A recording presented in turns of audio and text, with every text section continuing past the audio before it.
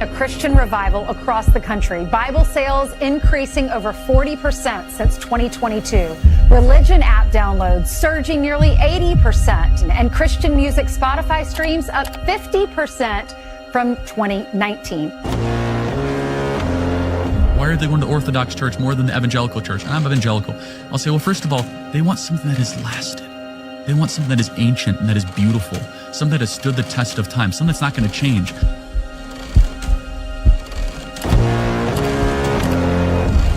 And so, my fellow Americans, ask not what your country can do for you. Ask what you can do for your country. The United States and all of Western civilization has been profoundly shaped by the extraordinary achievements of the Greek people, stretching all the way back to ancient times, long time.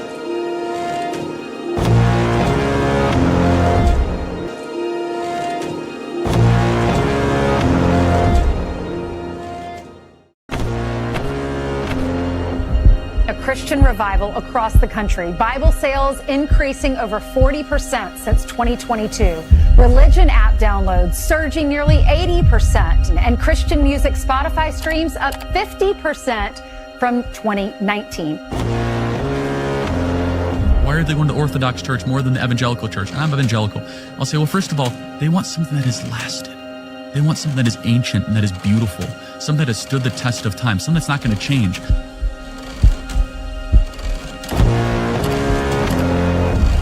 And so, my fellow Americans, ask not what your country can do for you. Ask what you can do for your country.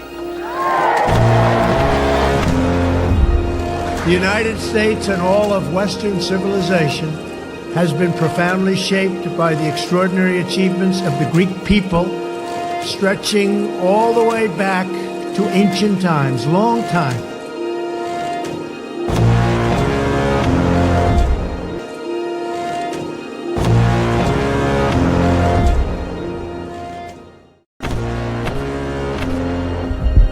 Christian revival across the country. Bible sales increasing over 40% since 2022. Religion app downloads surging nearly 80%. And Christian music Spotify streams up 50% from 2019. Why are they going to Orthodox church more than the evangelical church? I'm evangelical. I'll say, well, first of all, they want something that has lasted. They want something that is ancient and that is beautiful. Something that has stood the test of time. Something that's not going to change.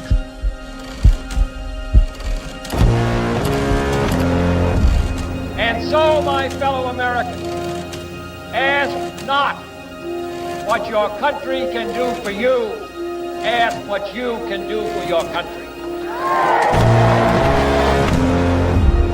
The United States and all of Western civilization has been profoundly shaped by the extraordinary achievements of the Greek people, stretching all the way back to ancient times, long time.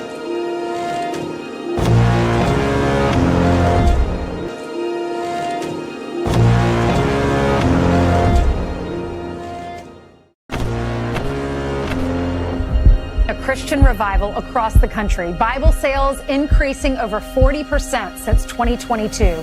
Religion app downloads surging nearly 80%. And Christian music Spotify streams up 50% from 2019. Why are they going to Orthodox church more than the evangelical church? I'm evangelical. I'll say, well, first of all, they want something that has lasted. They want something that is ancient and that is beautiful. Something that has stood the test of time. Something that's not going to change.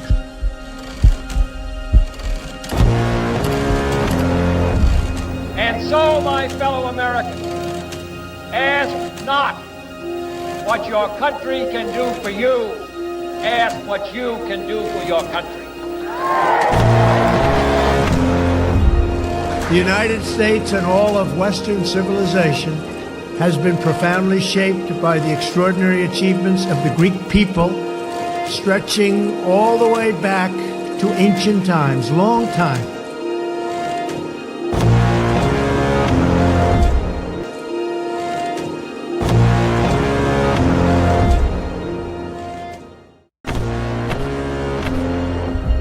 Christian revival across the country. Bible sales increasing over 40% since 2022. Religion app downloads surging nearly 80%. And Christian music Spotify streams up 50% from 2019. Why are they going to Orthodox church more than the evangelical church? I'm evangelical. I'll say, well, first of all, they want something that has lasted. They want something that is ancient and that is beautiful, something that has stood the test of time, something that's not going to change.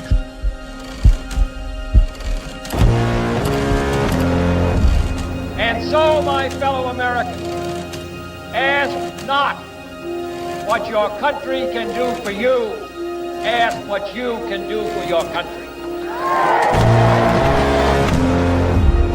The United States and all of Western civilization has been profoundly shaped by the extraordinary achievements of the Greek people, stretching all the way back to ancient times, long time.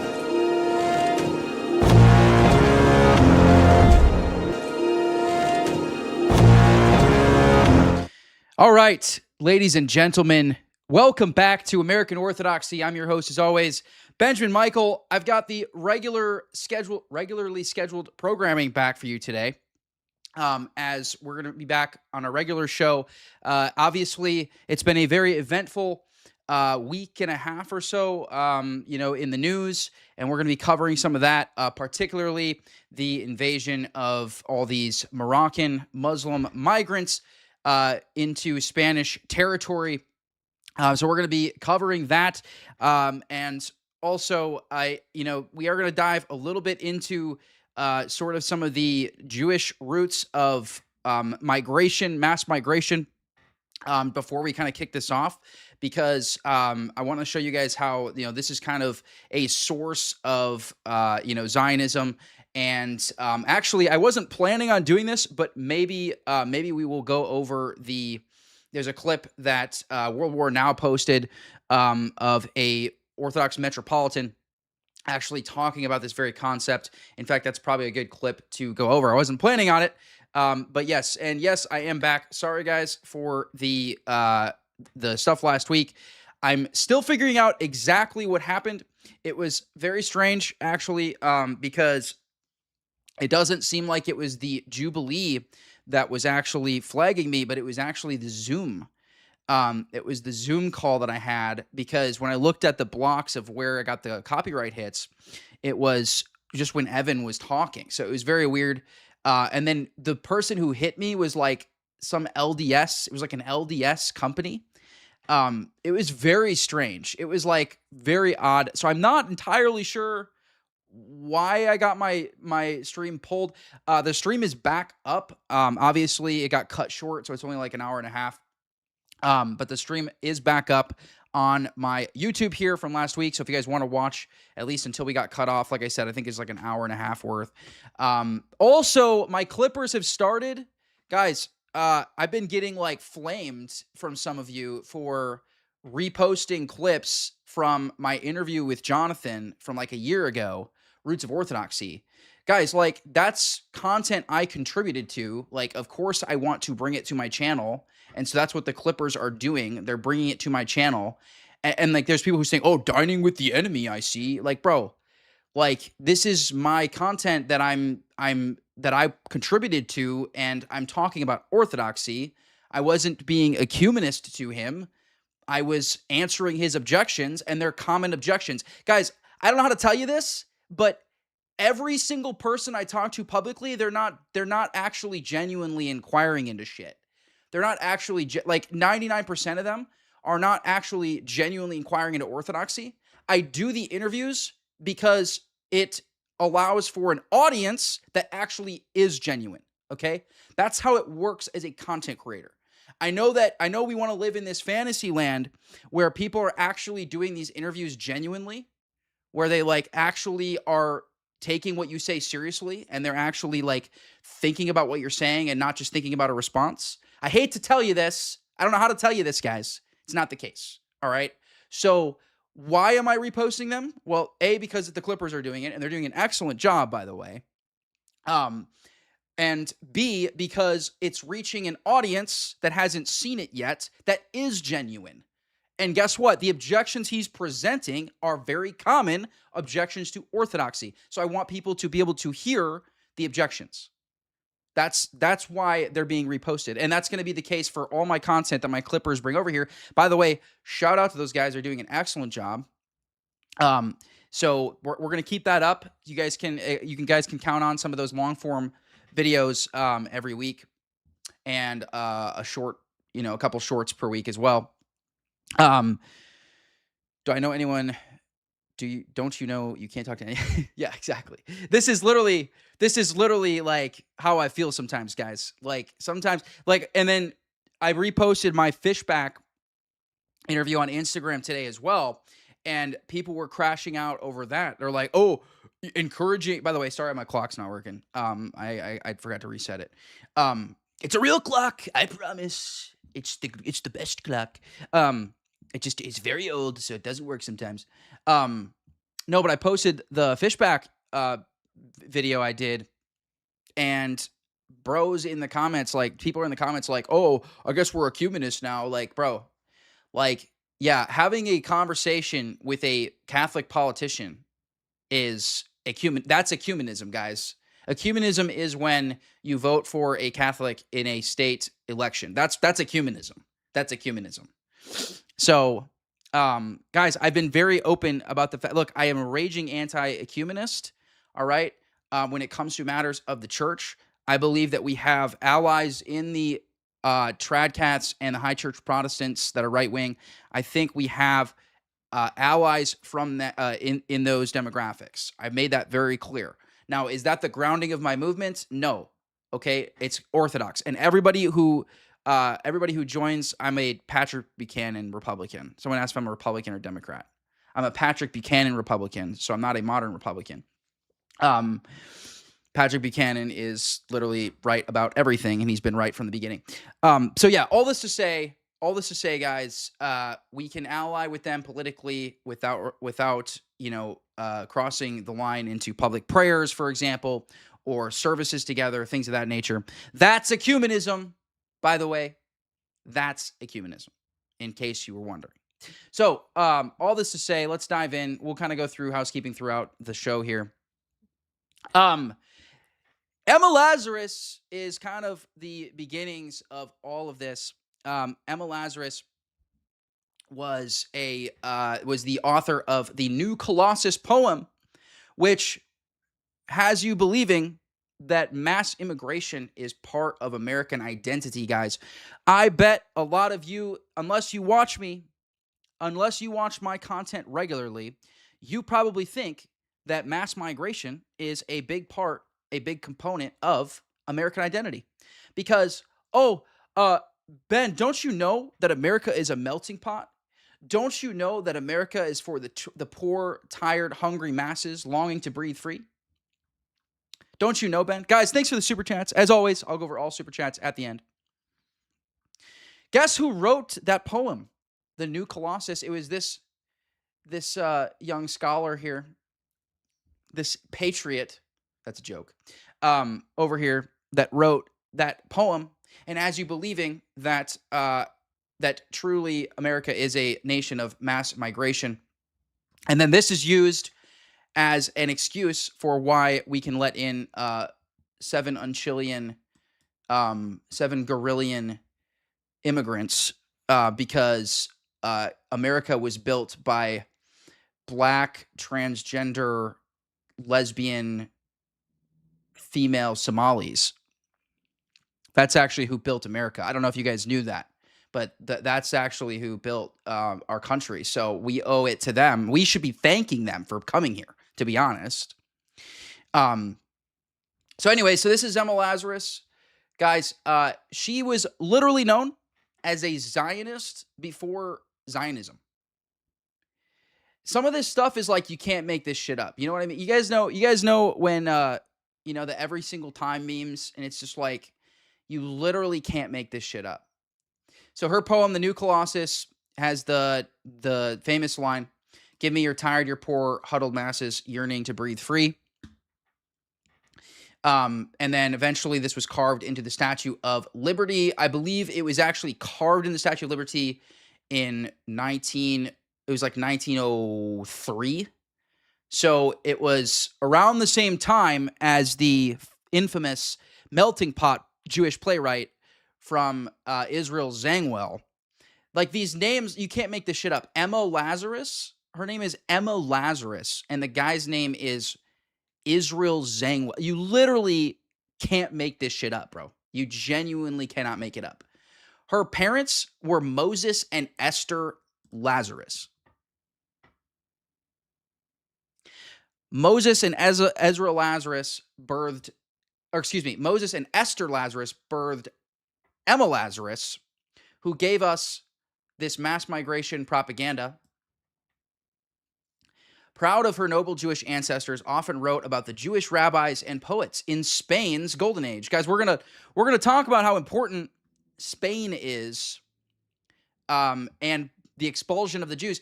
Guys, I point this out in my Instagram video that we're going to go over. The expulsion from the Jews in 1492 happened on July 31st.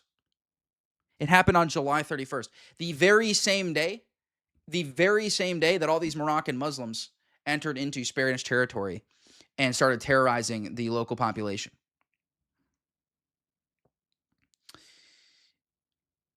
I want to show you guys the stuff about Zionism here that she contributed to. Yeah. So Emma was ahead of her time. She died in 1887 at age 38, 10 years before Theodor Herzl. So Herzl is known as the founder of Zionism, right? But Emma Lazarus is known as a Zionist before Zionism. Theodor Herzl echoed her call for a Jewish homeland at Zionist Congress. 20 years after it first appeared in Emma Lazarus's Epistle to the Hebrews, was reprinted by Zionist Federation of America, American Zionist leader Henrietta Zold credited Emma with helping spark the Zionist movement. Isn't that interesting? Isn't that interesting? Isn't that curious? Where was did I miss it? There was a whole section on her Zionism here.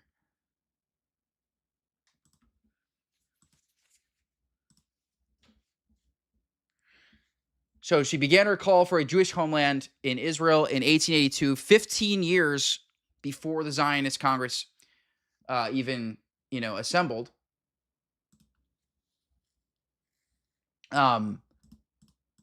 Yeah, so that's pretty much a wrap there, guys. As you can see, like this literally dates back, like the founder of American mass migration propaganda is also basically the founder of Zionism before Zionism.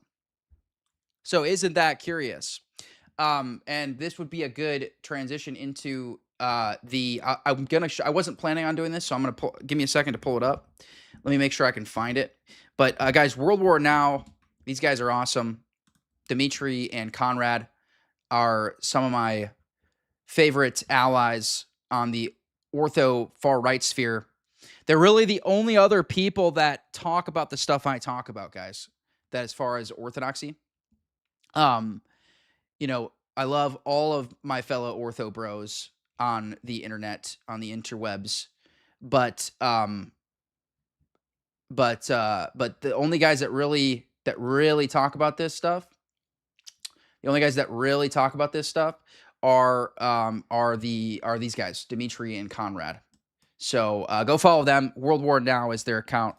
But let's watch this video of this Orthodox Metropolitan talking about this very thing. Άρα πρώτα πρέπει να γεωγραφικά να αυτοπροσδιοριστούμε και να αντιληφθούμε ότι όλα αυτά που τεκταίνονται αφορούν την Κύπρο. Με ρώτησε ένας δημοσιογράφος, γιατί πανιερώtate δεν έρχονται από αυτούς τους μετανάστες, που δεν είναι μετανάστες, ούτε οικονομική μετανάστευση, είναι εισβολή αυτό που γίνεται αυτή τη στιγμή στην Ευρώπη, σχεδιασμένη από την νέα τάξη πραγμάτων. Yeah, this is what they say, guys. This is what St. Seraphim Rose says. This is what Elder Athanasio says. This is part of the plan of the New World Order to break down borders, and it's all a Zionist plan to destroy the West. It's a Jewish plan to destroy the West, and it's not just Zionist. It's also Jewish because it's left-wing Jews. In fact, the left-wing Jews, ironically, guys, the Prime Minister of Spain is a left-winger, right? And it's left-wing Jews that support that. Now, what's ironic is the only reason why Spain is anti-Zionist, by the way, is because they're left-wing.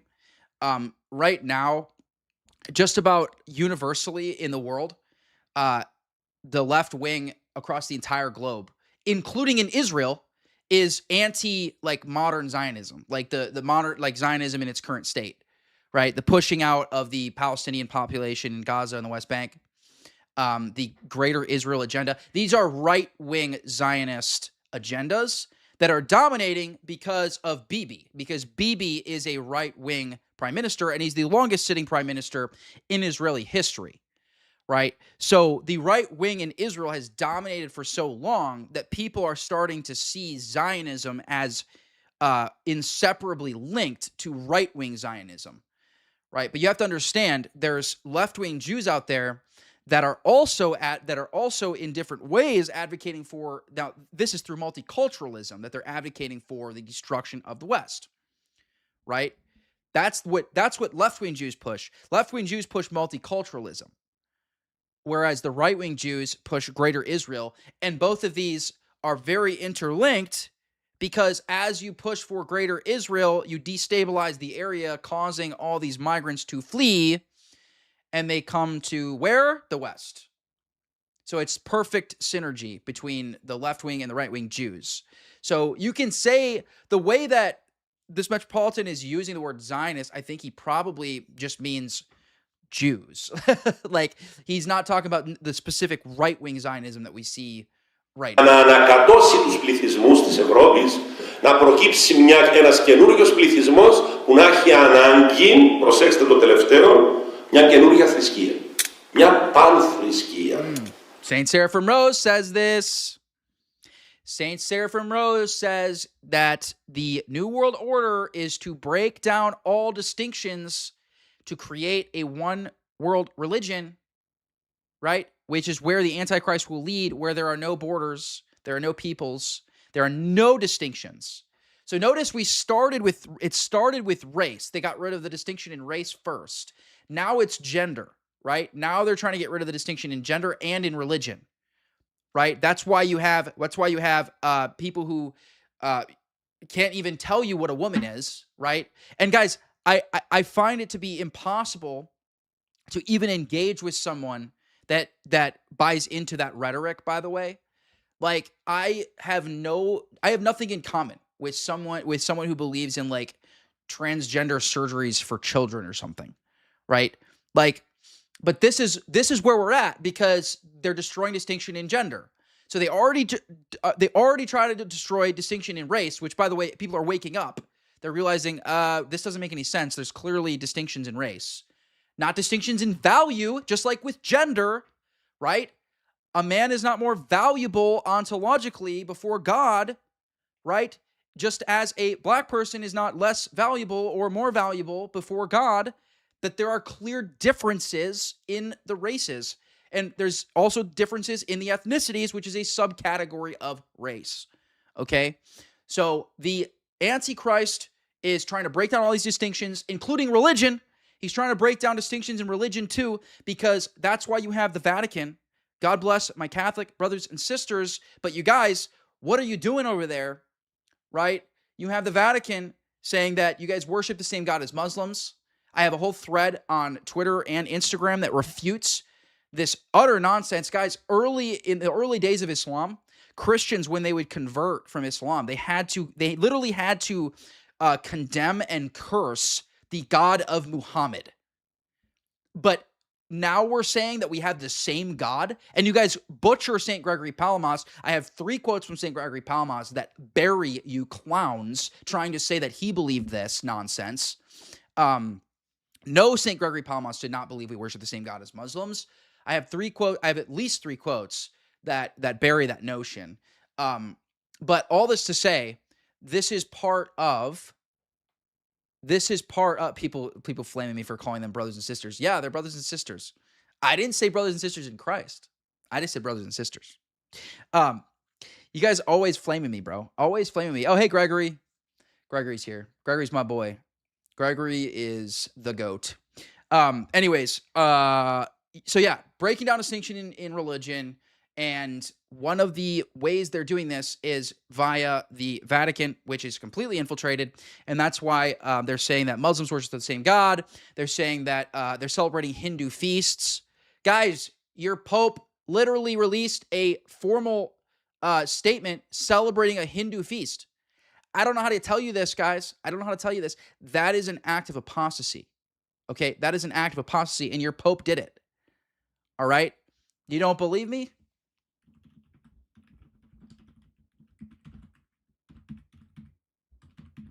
I kind of troll the Catholics. I'm like, y'all got to book your flights to India, bro. Y'all got to get your flights to India booked, bro. They book up quick. We got feasts coming up. I love you guys, but what are we doing here, man? This is why y'all got to become Orthodox. This is what your church is doing right now. And your church is enforcing mass migration. Guys, we all love to talk about the Jews. I don't know how to tell you this. The Catholic and Protestant NGOs are way worse right now.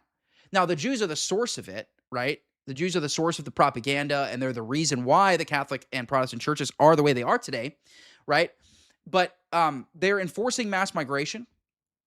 They're actually funding mass migration, which is why you have Protestant and Catholic NGOs receiving like $2,000 a head of every migrant they bring over. So anyways, your Pope is out here celebrating Hindu feasts. And guys, you have a Pope Saint, John Paul II, who was doing this shit. Supposedly your most based Pope is JP2. Like as far as post, like at least in like the modern era, right? Bro was out here doing the same shit, bro. He was literally out here doing the same shit. So no, it's not just a bad Pope because you have canonized saints as popes that are canonized saints doing the same thing. So you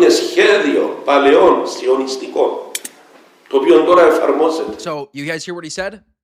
He said this mass migration is an old Zionist plan. Και θα επιμένουν να το εφαρμόσουν. Ούτε και με τα γεγονότα της Γαλλίας θα λυγίσουν. Διότι υπάρχουν μυστικές δυνάμεις πέρα από τις εθνικές κυβερνήσεις που προωθούν αυτά τα σχέδια. Προηγήθηκε ο ηθικός πόλεμος σε όλον τον ντουνιά και ανατράπην ο ηθικός κώδικας της χριστιανοσύνης. Σήμερα οι άντρες γίνονται γυναίκες, οι γυναίκες γίνονται άντρες. Όλοι ξέρετε τα σύμφωνα συμβίωσης, τις υιοθεσίες. Guys, while I remember to do it, I have a dear brother in the chat here, Nat. And he wrote this book here. It's called The Goy Scout. I'm actually trying to get this onto Underground Canon. You guys know I'm partnered with Underground Canon. And you guys should check this out. I did finish reading it. I kind of skimmed through books, but it's a good text. You guys should check it out. And he's been trying to get it out to the masses. I think it's something that you guys would enjoy. So I just dropped the link in the chat.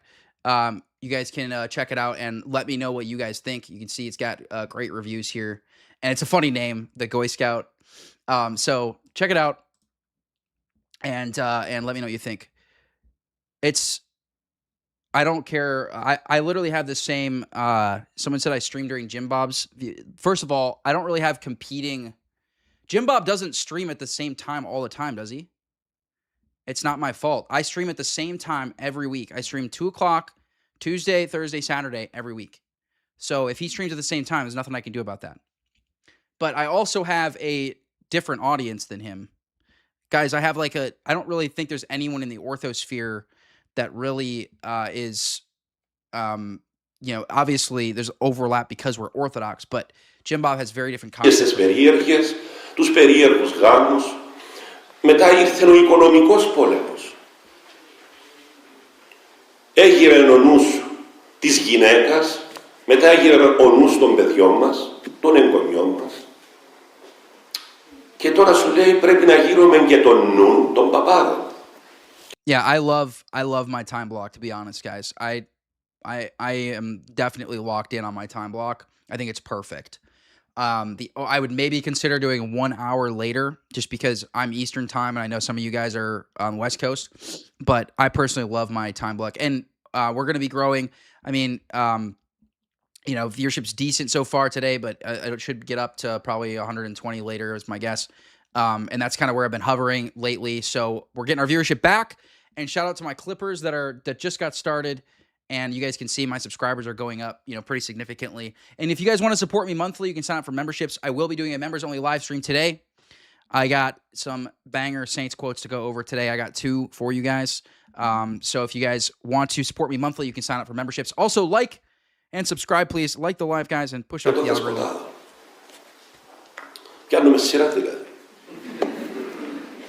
Αντιλαμβάνεστε ότι είναι ένας πόλεμος που γίνεται σε συνθήκες τάχα μου ειρήνης, αλλά ο πόλεμος γίνεται. Δεν είναι τώρα που ξεκίνησε ο πόλεμος. Ούτε πόλεμος είναι ανάγκη να ξεκινήσουν τα τυφέκια, να χτυπούν εδώ δίπλα από τα ρατσά. Oh, Codriano talks about this exact thing. I'll have to find the excerpt. Oh my goodness, guys. Codriano literally says this exact thing. He says this is a war without a single round being fired. And it's worse. He said it's worse. It's way worse than a war of actual combat.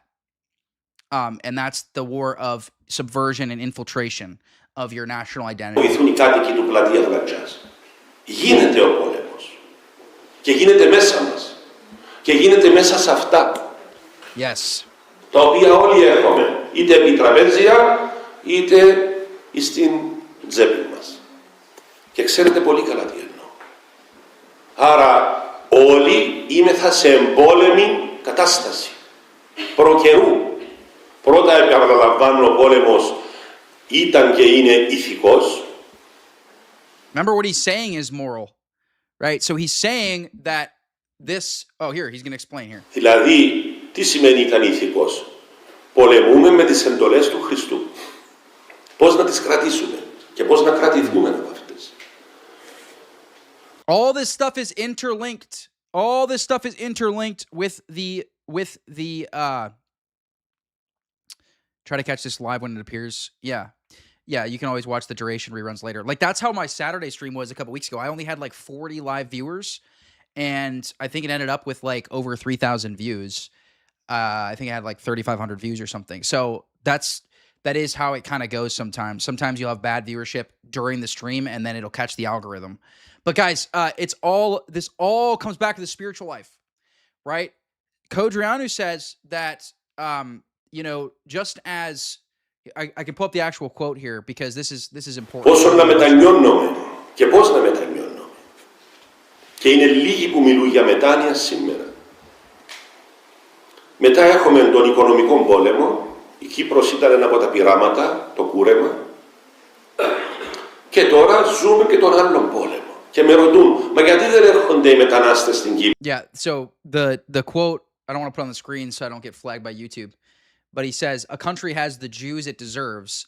Just as mosquitoes can thrive and settle only in swamps, likewise, the former can only thrive in the swamps of our sins. Now, people misinterpret that. They say that, oh, he's calling Jews mosquitoes. No, he's just saying, he's making an analogy, right? He's saying that, like, mosquitoes can only thrive and settle in swamps. And he's saying, likewise, the Jewish infiltration, it can only achieve its end, right? In the swamps of our sins. So it starts with the spiritual life. The healing of the nation has to start with our spiritual life, guys.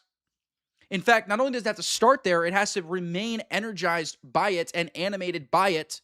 Otherwise, it will fail. This is why Codriano is a deeply religious person. That's what Evola says. Evola talks about his interaction with him, and that was what stood out to him the most. was that he is a deeply religious person. Έρχονται κάτι λίγοι εμάς, κάτι που χάνουν το δρομολόγιο και φτάνουν στο ακροτήριο Γκρέκο. Έδωσα μία απάντηση λίγο σκληρή, αλλά νομίζω είναι αληθινή. Τους λέω νομίζω για δύο λόγους. Πρώτον, οι άνθρωποι θέλουν μια δουλειά και η Κύπρος τώρα έχει ανεργία για τους Κυπρίους. All right, so you guys get the point. You guys get the point. This stuff goes back to a Zionist plan. Emma Lazarus, founder of Zionism before Zionism, and also the founder of modern mass migration propaganda. It goes all the way back to the beginning. Yeah, if you like Evola, you should read what he said about Codreanu, because Evola loved Codreanu. He thought that Codreanu was basically the ultimate embodiment of the movement. So, all right, so let's go ahead and dive into this video here. We have a British black girl speaking, so I'm sure it's going to be an excellent summary here. So we're gonna react to it. Pretty sure she's a leftist too, so we're gonna see what she has to say. Were these scenes of chaos sparked by social media? It's incredibly tragic. More than 80 people we now know died. They either drowned or are crushed. Yeah, we're gonna go through all the foot. By the way, there's some very disheartening footage of this invasion into Spanish territory.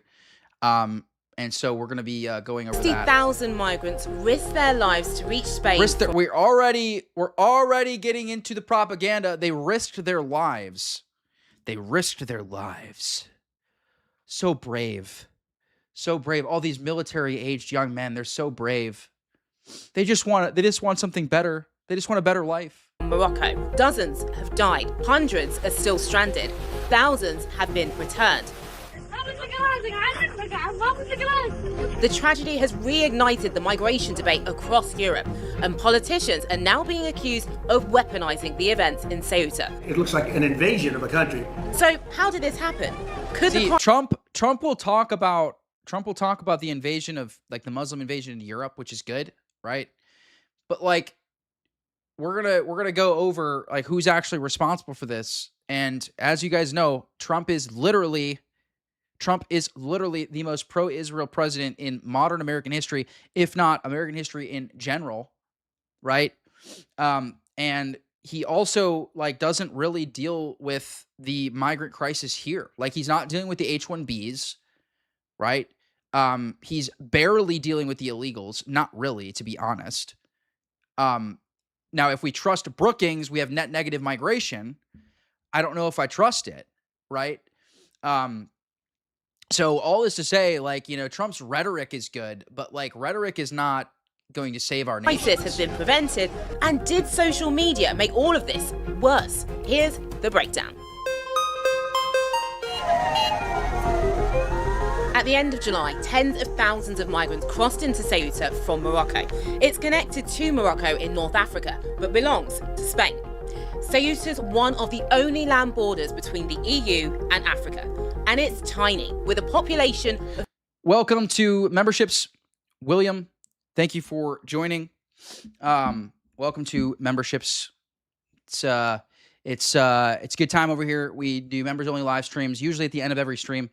So thank you for joining, and anyone who wants to support me monthly, you can sign up. Just 84,000. Yeah, and this was kind of a funny thing, guys. Is, like, there was people making fun of because Nick Shirley. Someone said thank you for the support, brother. Someone said, like, Jake Shields was making fun of Nick Shirley. Guys, everyone is just dragging everyone. Like, Nick is dragging Sneeko, and Sneeko is dragging Nick, and Jake Shields is dragging Nick Shirley, and, like, everybody else is dragging Jake Shields. And, like, I don't like any of these people, so I find it funny. But Jake Shields was making fun of Nick Shirley, who's like, oh, he probably went to mainland Spain. Scenes of the chaos were broadcast across the world. Spain is scrambling to regain control. After around 60,000 migrants entered. At least 70 people have died. Many drowned. Others were crushed as they climbed border fences. It's a bad life in Morocco. That's why we get swim into here. Nothing. Just sitting in your home or working for 12 hours for a less salary. There's a number of reasons why this might have happened. One is misinformation on social media.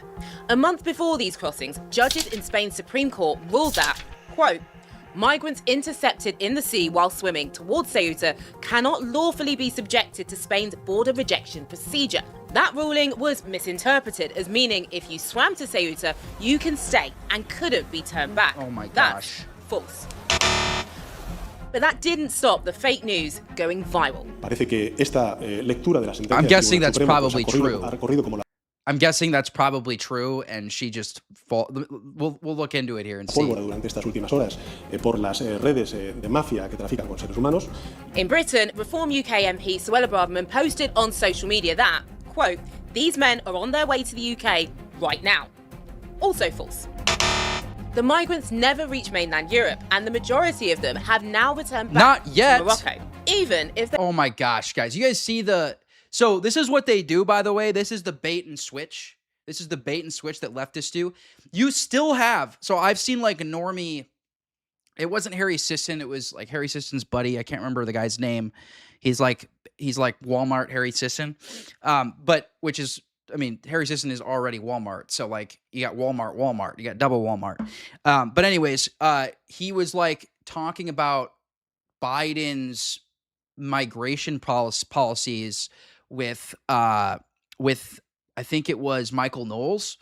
And basically, he was defending that, like, Biden wasn't actually, like, this open borders president. Like, he was, like, gaslighting. He was trying to gaslight Knowles, who I don't like, by the way. But he's trying to gaslight Knowles into this notion that, like, yeah, Biden was actually he actually really enforced the border. So this is what they do, guys. So they basically do this bait and switch, because we've seen now, right? We've seen now how now it's first it was Biden is actually upholding the border. Now it's it doesn't actually matter if he upheld the border, right? It doesn't actually matter because mass immigration is a good thing, actually. And white people should be replaced. And so that's what the bait and switch this chick is probably going to do down the line, right? So right now it's, oh, guys, don't worry. They're not coming to mainland Europe. They're not actually coming for the UK. They're not actually coming for the UK. No, don't worry, guys. But then in 5 years at most, it's actually good they're here. It's actually good they're here. This is what they did with the Great Replacement, by the way. Remember when Great Replacement was a conspiracy theory and now it's a good thing? Now it's a good thing that now not only is it happening, it's a really good thing that white people are being replaced because multiculturalism, right? So we need to, and soon it will be South Africa. It'll be white people actually deserve this. White people actually deserve to be wiped off the face of the earth because of their atrocities. So basically, they fed this propaganda to the non-white masses, right? That white people are evil and that to be white is to be racist and that white people hate you because you're black or brown. They fed this lie, and so as soon as white people become the minority, we're going to get steamrolled by them because that's the lie that they've been fed, is this anti-white narrative. But guess what?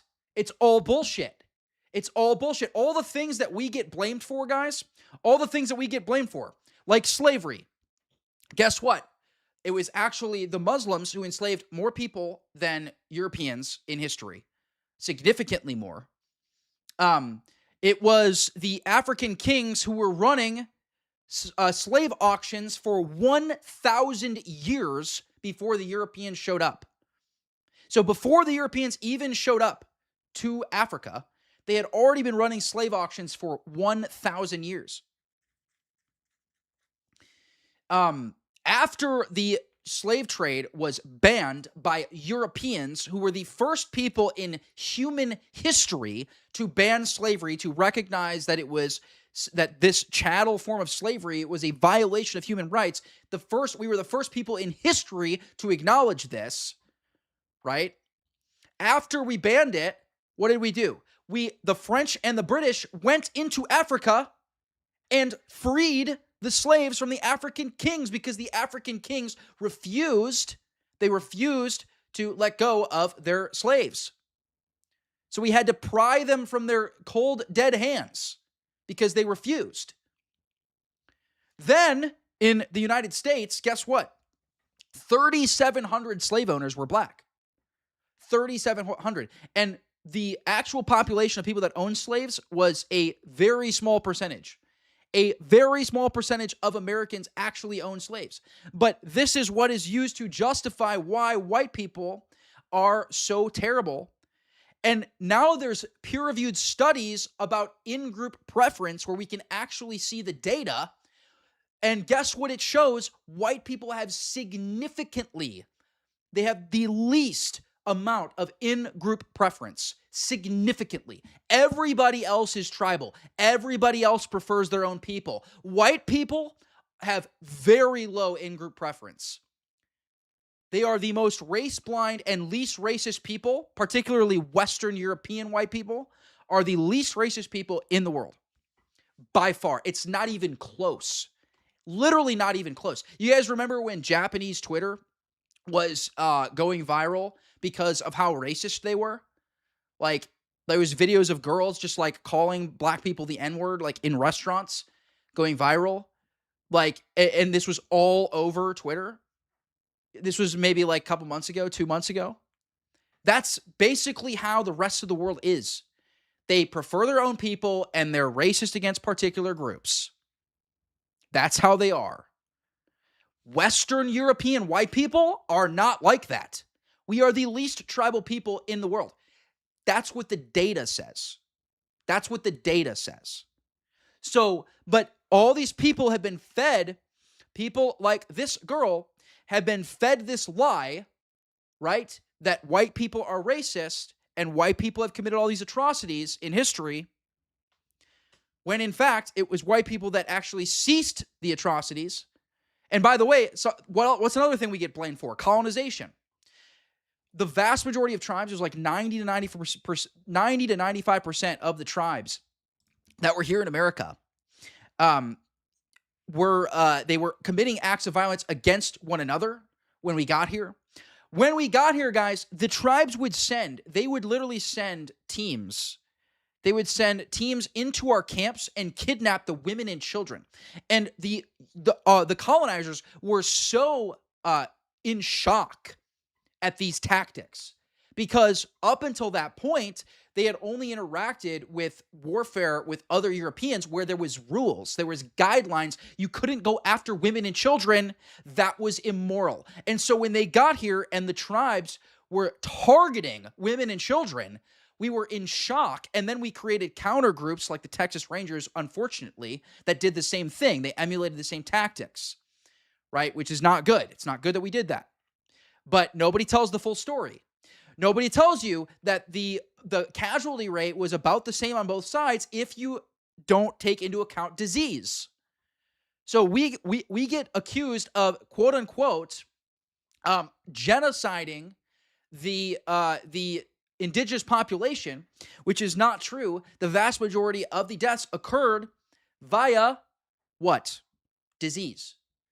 And aside from one example, guys, we didn't understand germ theory back then. So this notion that we were using blankets or something, that we were using blankets to like spread disease is utter nonsense. There was only one recorded example of someone even possibly attempting, and even that one was highly questionable, right?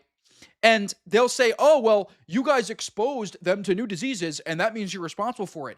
What they don't realize is that the Mongols exposed Europe to the Black Plague. Are you going to blame Asians now? Are you going to blame Asians now for wiping out a massive population in Europe because they exposed Europe to the Black Plague? Is that do you want to blame Asians? Probably not. See, probably not, because it's ridiculous to say that, and bringing new disease, right, to a new population, to say that is genociding them is utter nonsense. It's just utter nonsense, right? And by the way, we kick their ass in a war because of our technology, right? Because of our weaponry, we were able to defeat particularly the Comanche. The Comanche were the largest indigenous fighting force that we were able to defeat. And the reason we defeated them is because of our weaponry, right? After we beat them, After we beat them in a war, we gave all the tribes homogeneous self-governing zones. Do you understand how insane that is? In all of history, do you know what people would do? If you beat someone in a war, they would enslave their population or they would wipe them out. That was how people operated in history. We gave them homogeneous self-governing zones. That's insane. That is absolutely insane. So do you guys see how the narrative is, how the framing is completely flipped on its head? It's completely flipped on its head. I'm not a white person apologist. White people have committed gross atrocities in history. That is true. And by the way, particularly in Latin America, a lot of those indigenous tribes were actually allying with the Spanish. They actually allied with the Spanish to fight the bigger tribes, which were more brutal, committing human sacrifice and all these gross things, right? Go to my Telegram. I don't use Discord. I hate Discord. You guys can join my Telegram. It's linked in my Instagram bio. So all this to say, guys, the framing is completely flipped on its head, but these are the things that are going to be used to justify. These are the things that are going to be used to justify why they get to steamroll white people as soon as they replace us and we become minorities in our homeland, which is not going to happen because of our movement. We're not going to allow it. They had made it. Travel from Ceuta to Europe has strict border checks, but Braverman's not the only politician to get involved. Italy brought back stronger border checks for visitors from Spain, and France tightened its own borders too. EU leaders have questioned Spanish Prime Minister Pedro Sanchez over the country's migration policies. Yeah, this is another... So obviously, we're going to talk about the Israel stuff, but the Prime Minister is a leftist. So like he's like pro... For the most part, you know, he's pro-migration. Including allowing undocumented migrants to apply for residency and for work permits, all to support Spain's aging population. This isn't the first time. Yeah, so they pushed... Guys, see, now we know. Now we know what they've done, right? So they pushed the oh, we're overpopulating the earth narrative, right? To white people. They said, white people, guys, you got to stop having babies. We're overpopulating the earth, right? And then they pushed birth control, which was invented by a Jewish individual, by the way. And so after the birth rates then started collapsing in Western Europe and America and all white countries, now they're pushing the migration replacement agenda. They're saying, oh, you guys aren't having enough babies, so we have to replace your population with all these migrants. Happened. In 2021, around 10,000 people crossed into Ceuta from Morocco, raising diplomatic tensions. Now, once again, Ceuta has exposed divisions over the sensitive issue of migration. This time fueled by social media, and possibly sparked by it too. So what does it say about the politics of migration in Europe? And what part has misinformation played in this latest crisis? To help answer those questions, I'm going to bring in Gerald Naus. He's an expert on migration and the chair of the European Stability Initiative think tank. Gerald Naus, thank you so much for joining us. We really appreciate it. Those chaotic scenes that we saw have gone all over the world. What was your reaction when you first saw it? I think it's really important to understand that... So the two... the two major thinkers... There was actually two major thinkers behind the invention of the pill. That were Jewish. There was actually two. So this was one of them. This is one of them. So this was one of the one of the guys behind the invention of the pill. And then his colleague, and he's a Jewish, and then he's talking about his Jewish background here. And then his colleague, here, let's see.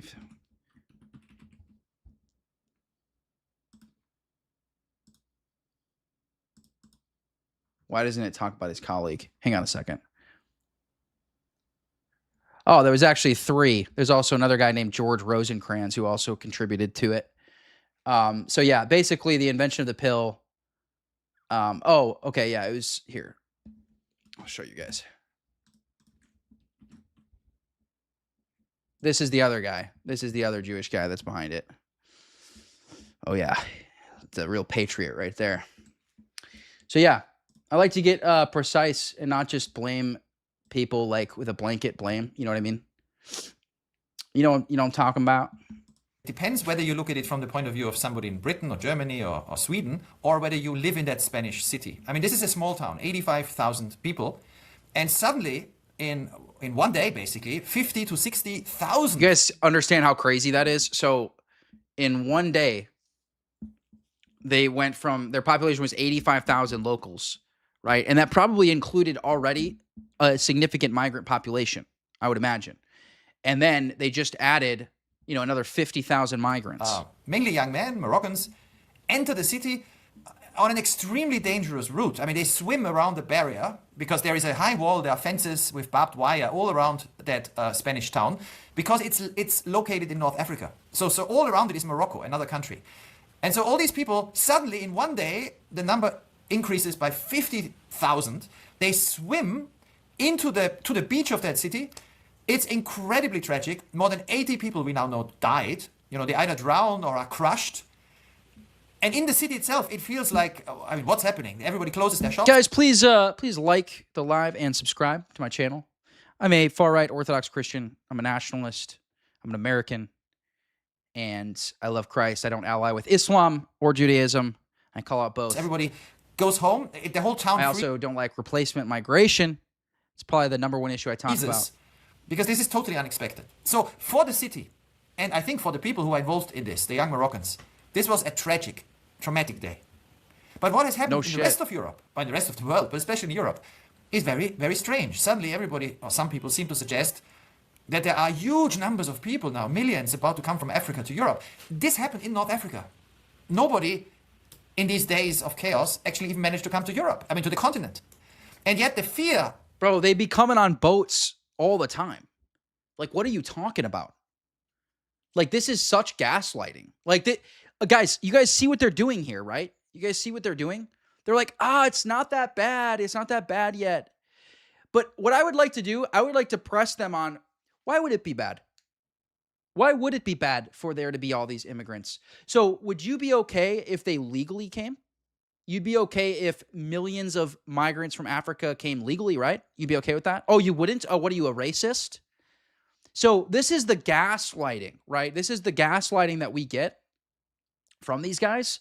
And the reality is, guys, that they would be totally okay if that were true.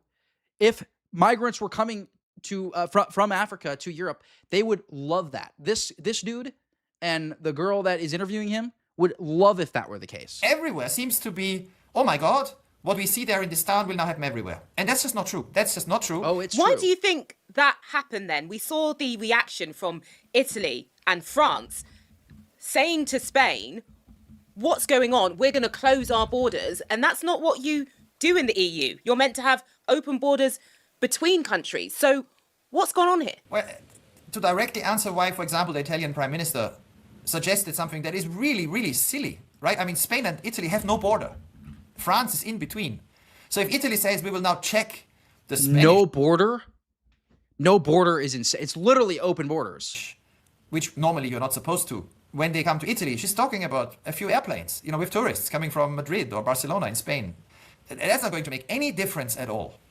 The fear of the governments. By the way, over almost 4.5 million migrants per year come into Europe. And most of those are, I'm curious where most of them are from. Across Europe is that if their people, their public sees these images of thousands, tens of thousands of people coming into a town, they might think that this will happen to them.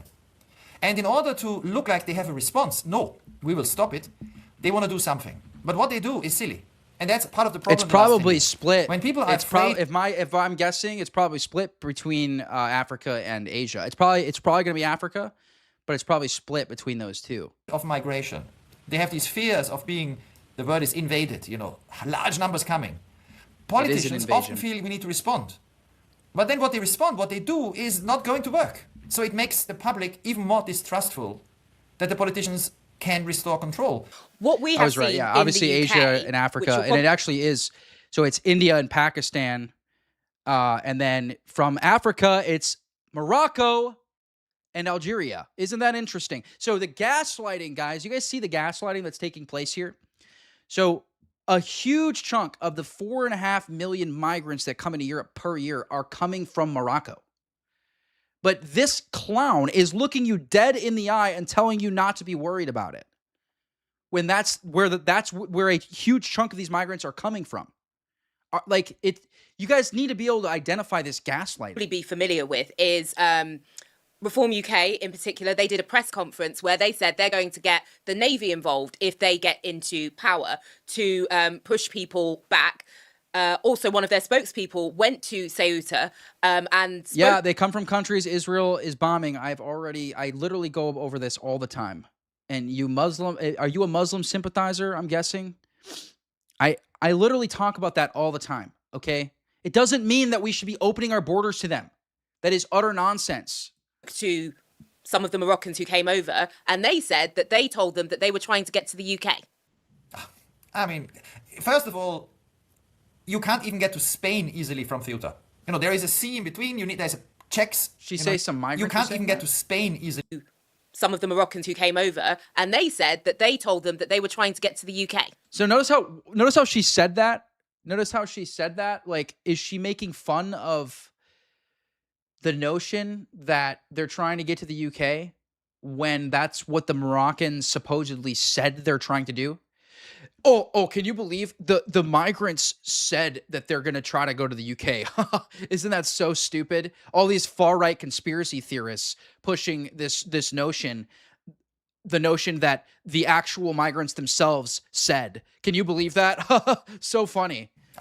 I mean, it's like actually so cringe. I actually can't listen to these people, bro. First of all, you can't even get to Spain easily from Ceuta. There is a sea in between. There's checks. Bro, they will find a way. I promise you, they will find a way, and you will praise them for their bravery. That's the thing. All these military-aged men are going to find a way, and then you're going to praise them for their bravery. It looks like many of the Moroccans came into Ceuta and didn't have documents. Also, most of them, not all, but most of them left again. They're no longer there. So what you have is a few thousand Where'd people. Where'd they go? They probably went to other parts of Europe, I would imagine. It's very hard for them to get to Spain. Perhaps they will get to Spain eventually. But then many of them will stay in Spain. There are Moroccans who work in Spain illegally. But we are talking about very small numbers. The total number of all people from all of Africa and the Middle East who crossed in the first half of this year into the whole of the European Union, that is Spain and Italy and Greece and Cyprus and Malta, all the places, all the countries in the south of Europe. Total number, 50,000 in 6 months. Yeah, he's talking about illegals only because their immigration policies are so weak. This is the tactics of the left, guys. And this is why you have to, if I hear any of you saying, "Oh, I'm pro-immigration as long as it's done legally," if you say that, I'm blocking you. I'm not actually. I'll help you understand why that's retarded first. But guys, legal immigration is a way bigger problem. It is a way bigger problem than illegal immigration. That's all he's proving here. All he's proving by saying this is that the major issue here is legal migration, because only a couple 100,000. So total per year, a couple 100,000 illegal immigrants come into Europe. 4.5 million legal ones come in. 4.5 million. So the problem is not the illegal immigrants. They are a drop in the bucket. By the way, this is true in America too. It's a little bit more nuanced in America because we had such an insane population of illegals during Biden's presidency, right? But it's still true that legal immigration is a way bigger threat, because also legal immigration is also a bridge to illegal immigration. So legal immigration policies being loose, right, or like asylum policies, right, these are things that encourage illegal immigration. So it's going to increase both. But sorry, someone who comes here quote unquote legally, right? Quote unquote legally, no different to me. Not really. Oh, the only thing that's different, easier to deport the illegal. So in that sense, it is actually a bigger threat, the legal immigration, right? It's way easier to deport an illegal. That's the number of one day in Ceuta. So this one day was completely exceptional. There is normally, at the moment, almost no irregular migration from Africa. Irregular. Notice he throws the caveat in there, irregular. To Europe. So these fears are irrational. They are very rational. Stop your freaking gaslighting. It's that people, it's framing, guys. You got to be able to see through the framing. Images are so powerful. And images beat statistics. You know, you see these images, and if you believe the story that this is typical, I mean, you are afraid. You know, imagine if London experiences what it literally what is Ceuta typical. If you look at her little smirk over here, look at her little freaking smirk. We're gonna deport you too. But it actually is normal if you include legal. How many people live in London now? 8 million. So in one day, 6 million people suddenly from all around, from a different country, storm without anything into London. Now, important to say, the next day, almost all of them leave again. But this would be probably a shock to some people. Let's look at why this happened then. Social media seems to have whipped up this situation. What do you know about some of the misinformation that's going around? Well, in this specific case, it still needs to be investigated, but Spanish media... Thanks, Robbie, for the... Here, I'll actually pin this one for later. Looked at social media. There was Thanks, guys, for the super chats and the memberships. As always, I'll go over all super chats at the end, and I'll do a members-only live stream at the end as well. So if you want to be a member and support me monthly, please like the live and subscribe to my channel. Information. Actually, 50,000, let's say it was 50,000 people. For Ceuta, that's a huge crowd, but that's, I don't know, if there is a Premier League game, there are more people in the stadium, right? If there's a pop concert, there are probably more people going to concert. Next to Ceuta, there are cities with 1.3 million people. You can, especially if this is organized. Bro is probably just going to be yapping basically the same thing, how it's not that big of a problem. We've already refuted his underlying argument. So I don't want to waste too much time on that anymore, because I want to show you guys some of the actual footage. And also, I want to show you that this is not really something new. So you can see, like, this is the issue, guys. Is like the migrant population is continuing to increase every year, and this is, again, they have a leftist government, so they're basically encouraging this, incentivizing this.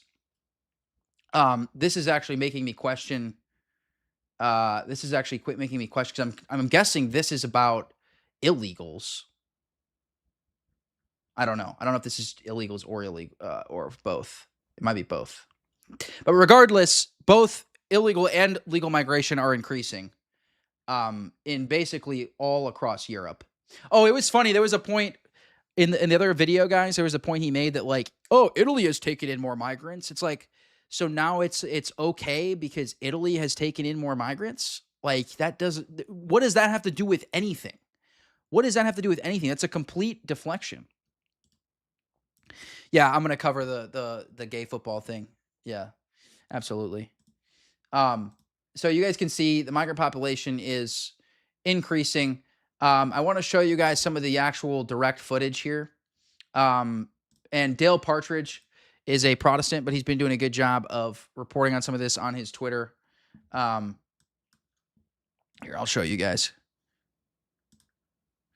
So you can see this is some of the footage from the other day. I believe this is from July 31st, which again, the exact day that the Jews were kicked out of Spain in 1492.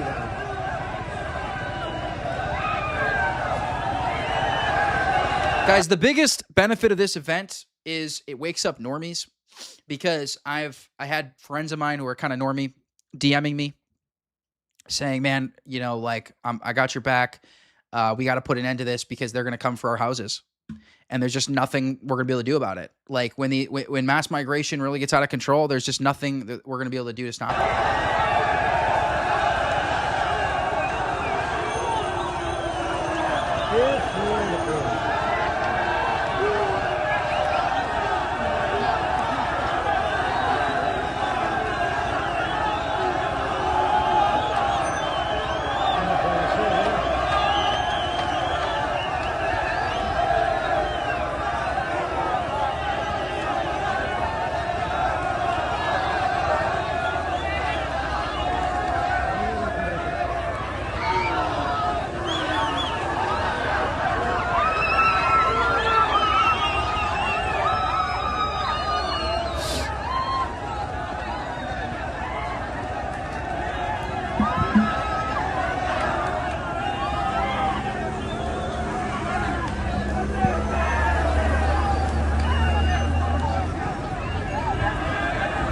So we got to pray for our Spanish brothers and sisters, guys.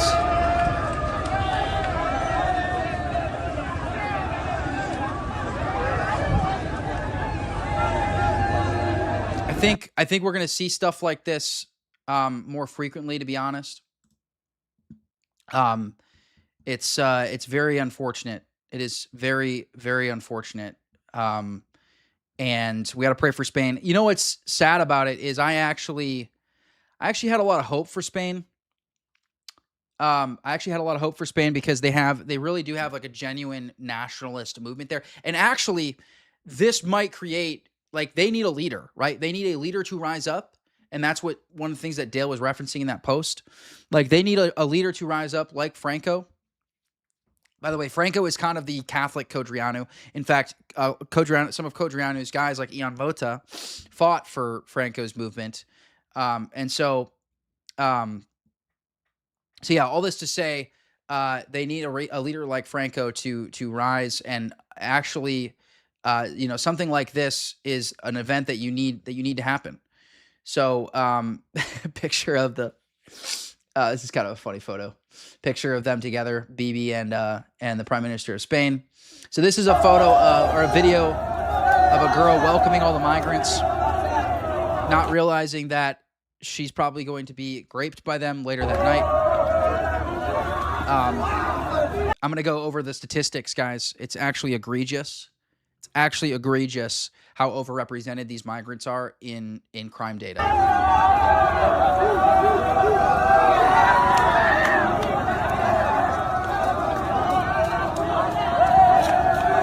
So you can see it's the white girl, literally welcoming her. It's literally the suicidal empathy. But the left is not identical with Jews because there's Jews on the right as well.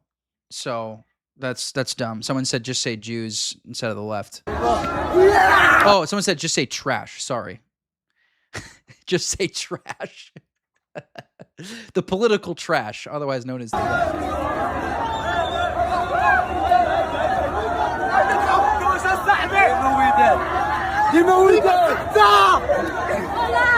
I'm actually shocked she didn't get beat right here by them. I'm literally shocked.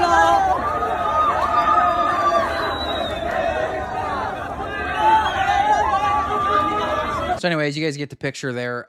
There was actually a video. Let me email it to myself real quick because I want to show you guys sort of the flip side of that. It was actually really sad. There was a video of a woman who was being surrounded by them and was just absolutely terrified. Sort of the flip side of what we just watched. So let me pull that up here in a moment, and you can kind of see the full circle of these white women welcoming mass migrants, mass migration, and then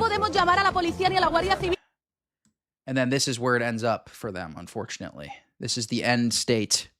This is the end state of it. And this is when they realize maybe my conservative father and brothers and husband are actually not big, meanie racists, and maybe they actually just want my safety. No podemos llamar a la policía ni a la Guardia Civil porque no dan abasto. Necesitamos ayuda urgente. De verdad, esto es indignante. Yo estoy rodeada, tengo miedo. ¿Cómo no voy a tener miedo? Si tengo ganas hasta de llorar. No se puede. Esto no se puede, de verdad. No se puede, necesitamos ayuda. Por favor. Rocío. Callaros. Es que estoy temblando. Es que de verdad, esto es para vivirlo. Esto es para vivirlo. Como mujer, esto es para vivirlo. Esto es una invasión. Han empezado por Ceuta, pero esto es la frontera a España, la frontera a Europa. Hoy ha sido Melilla, mañana será Canarias, pasado será Tarifa. De verdad, es que no hay derecho. Actually a hard watch. It's actually a hard watch. As much as we want to laugh, at sort of like the reaping what they've sown, it's difficult to see. And it's the reality is, yeah, men are the leaders of society, and we need to take responsibility for this. But right-wing women, like, you guys have the right to vote right now. And so you have to actually be voting with your husbands and fathers and brothers. Like, you have to do that. Unfortunately, there's a lot of these conservative women that are like, oh, I don't believe women should vote, so I'm not going to vote. That's retarded. Okay, that's retarded because the left-wing women are voting. So what you should do is you should emulate the man in your life. You should emulate his vote. That's what you should do. Don't withhold your vote altogether. That's retarded, right? Now you guys can see here how overrepresented these guys are in, oh shoot, I need it to translate. Hang on a second. Of course, we got freaking Espanol. Hang on a moment. Come on, bruh. Usually it pings me with a, would you like to translate? Here we go. Let me see. Yeah, translate. Here we go. Okay, now we're good. So foreigners commit 60% of the sexual assaults and up to 73% of robberies. So significantly overrepresented. Guys, and want to know the scariest part about this number? Do you want to know the scariest part about this number? Is that it doesn't include the legal migrants. It doesn't include, well, maybe it's talking about like the first, maybe it's talking about like the first generation.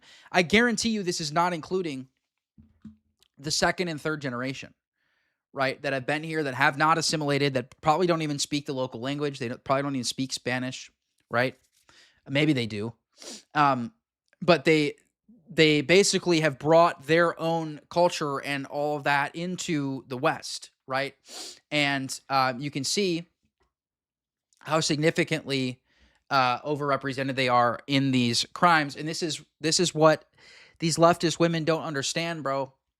This is what these leftist women don't understand. And then they want to blame all men, right? So then they think the response is to be anti-men and to be feminist, right? That's what they think the response is, when in reality, it is a particular demographic of men that are doing this, that they are supporting. They are supporting the mass migration that's allowing it. They are supporting the mass migration that is allowing this to occur in the first place. So we have our buddy Brian here, our Jewish friend Brian Krasenstein. Just like, again, like I can't even believe that these are like real names, to be honest with you. But it's like something out of a meme. Like, I feel like if I were to create a satirical character and it was a Jewish person named Brian Krasenstein, I would get called anti-Semitic. Like, I literally think that that's the case. But anyways, I think this guy actually follows either his brother or he follows. Yeah, he follows me. He follows me for some reason. But anyways, these people merely want the best life for themselves and their families, just like everyone on this planet.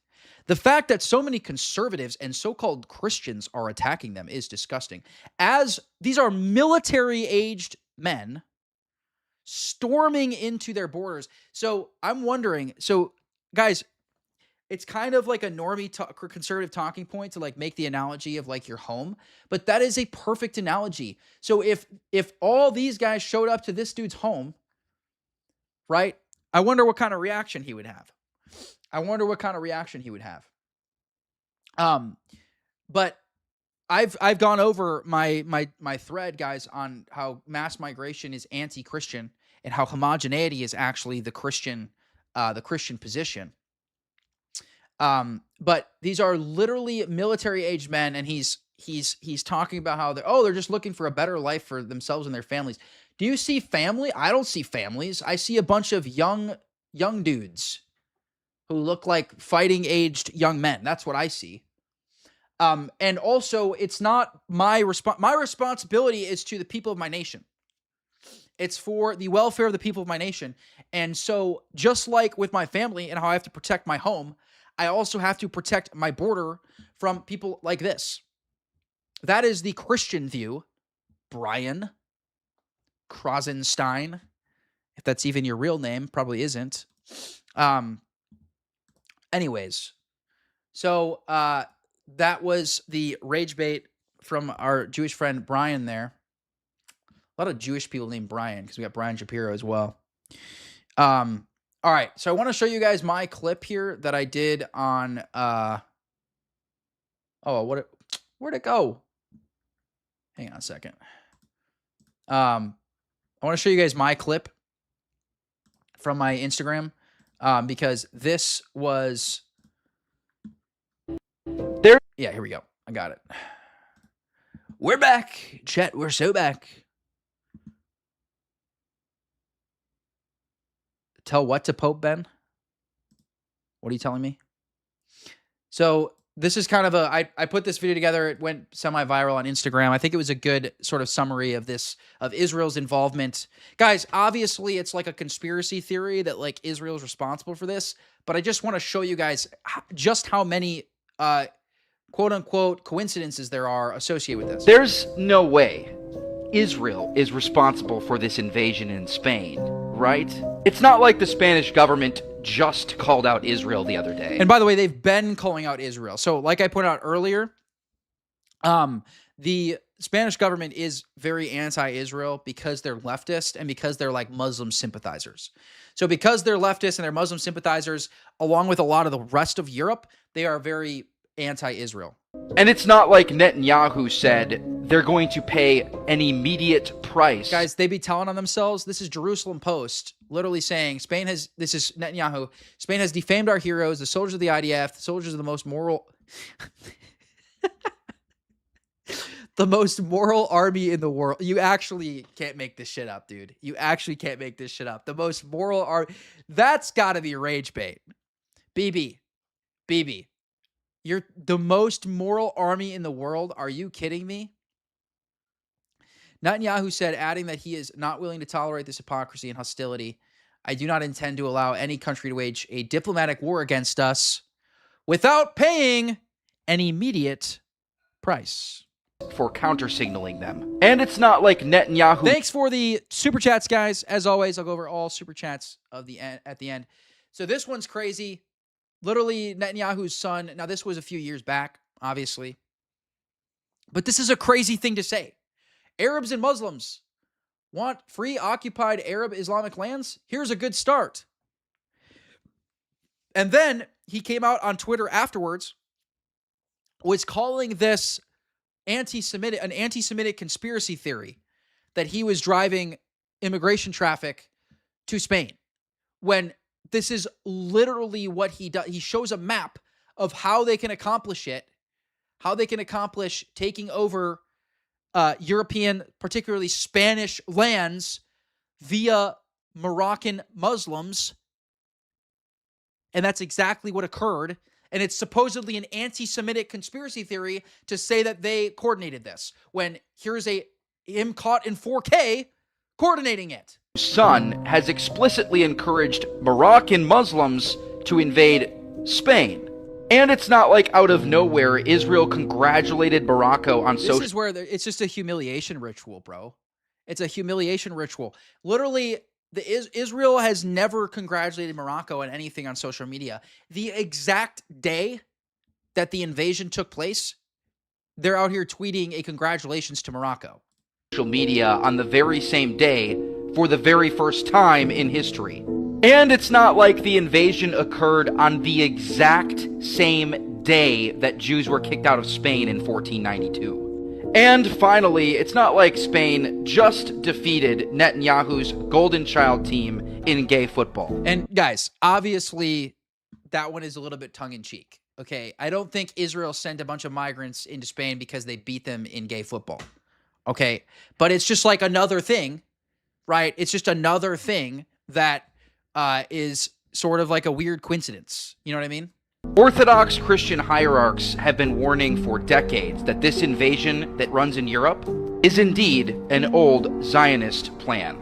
So anyways, that's those are like some of the coincidences, guys. Pretty wild stuff, to be honest. You know, I do think at this point there's not really any solid evidence, right? There's not really any like solid evidence that so basically this was directly coordinated by Israel. However, like, you know, you guys, there is some Alex Soros involvement. Again, guys, left wing, right wing, right? They're both after the same end goal, which is flooding migrants to destabilize the West. So whether it be BB or whether it be Alex Soros and their involvement, It is all with the same end goal of destroying the white Christian West. So guys, we're going to go over this video here from Raymond Ibrahim, because he made a video basically drawing some similarities between the first invasion of Spain and the modern invasion of Spain from Muslims. Now, he's a little bit Zionist adjacent, so obviously I do not endorse that. However, his breakdown of the Muslim issue is excellent.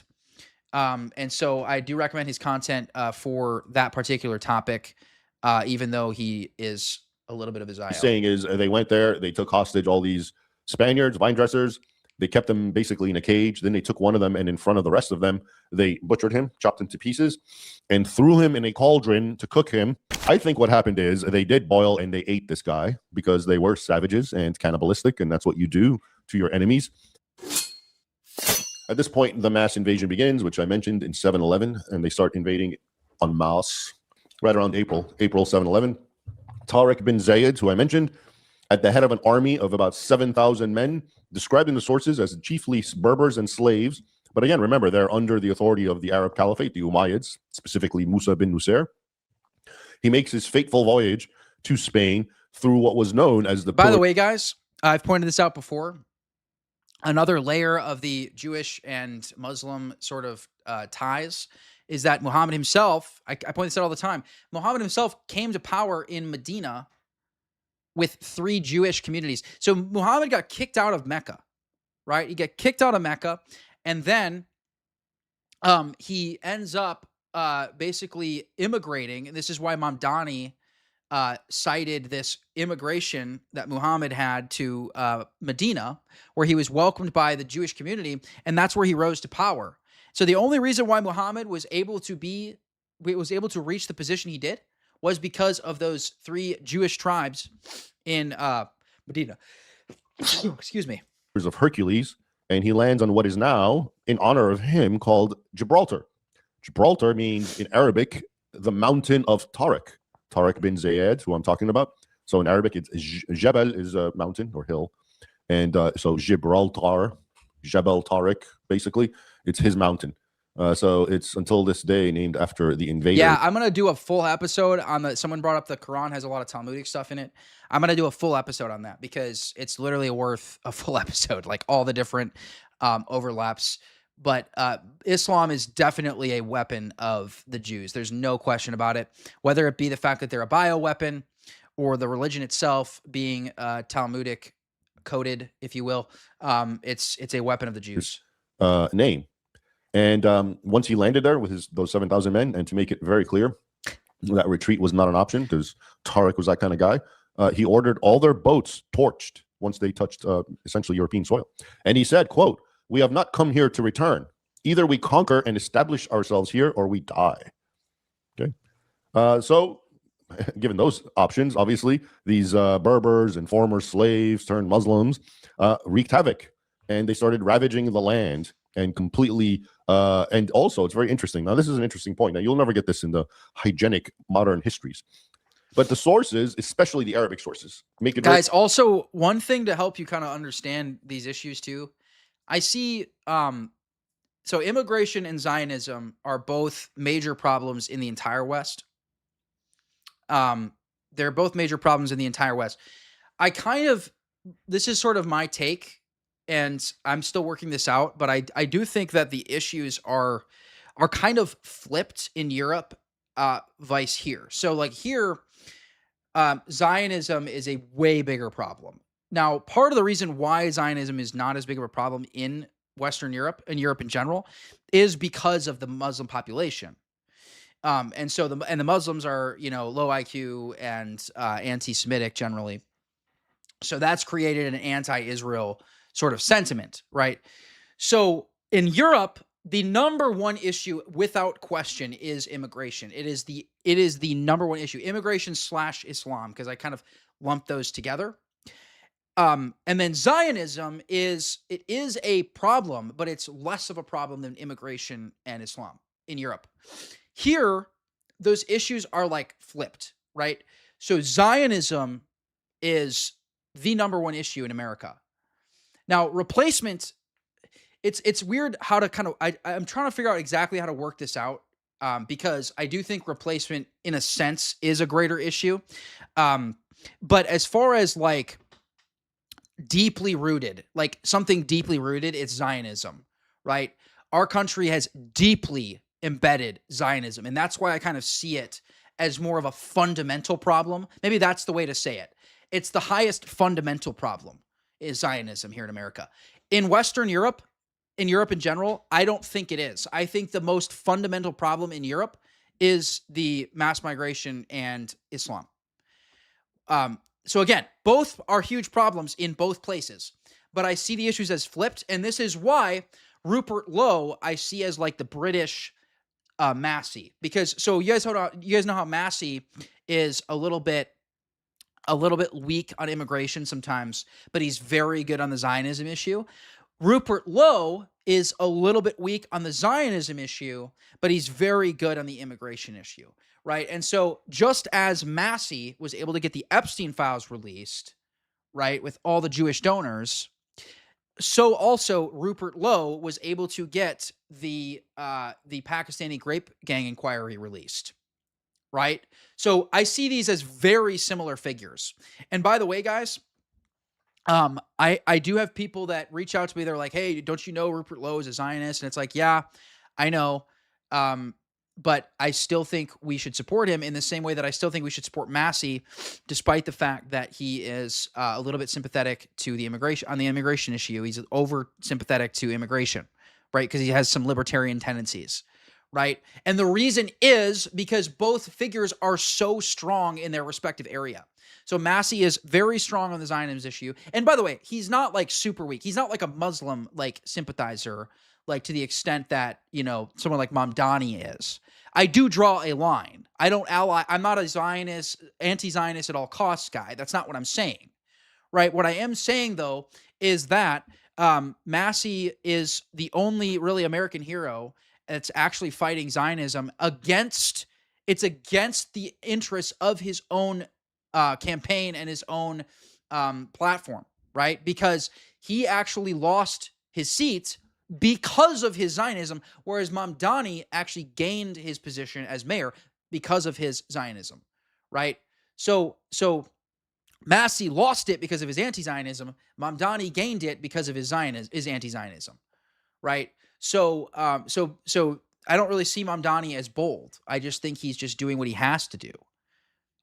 Because the people would never stand for it in New York, especially him as a Muslim. So all this to say, if that makes sense, guys, I support Rupert Lowe and I support Massey, and it's for those reasons. It's because they're both targeting the number one issue. And Rupert Lowe is not like a raging Zionist. He's not out here like praising Israel. Again, I would have a line.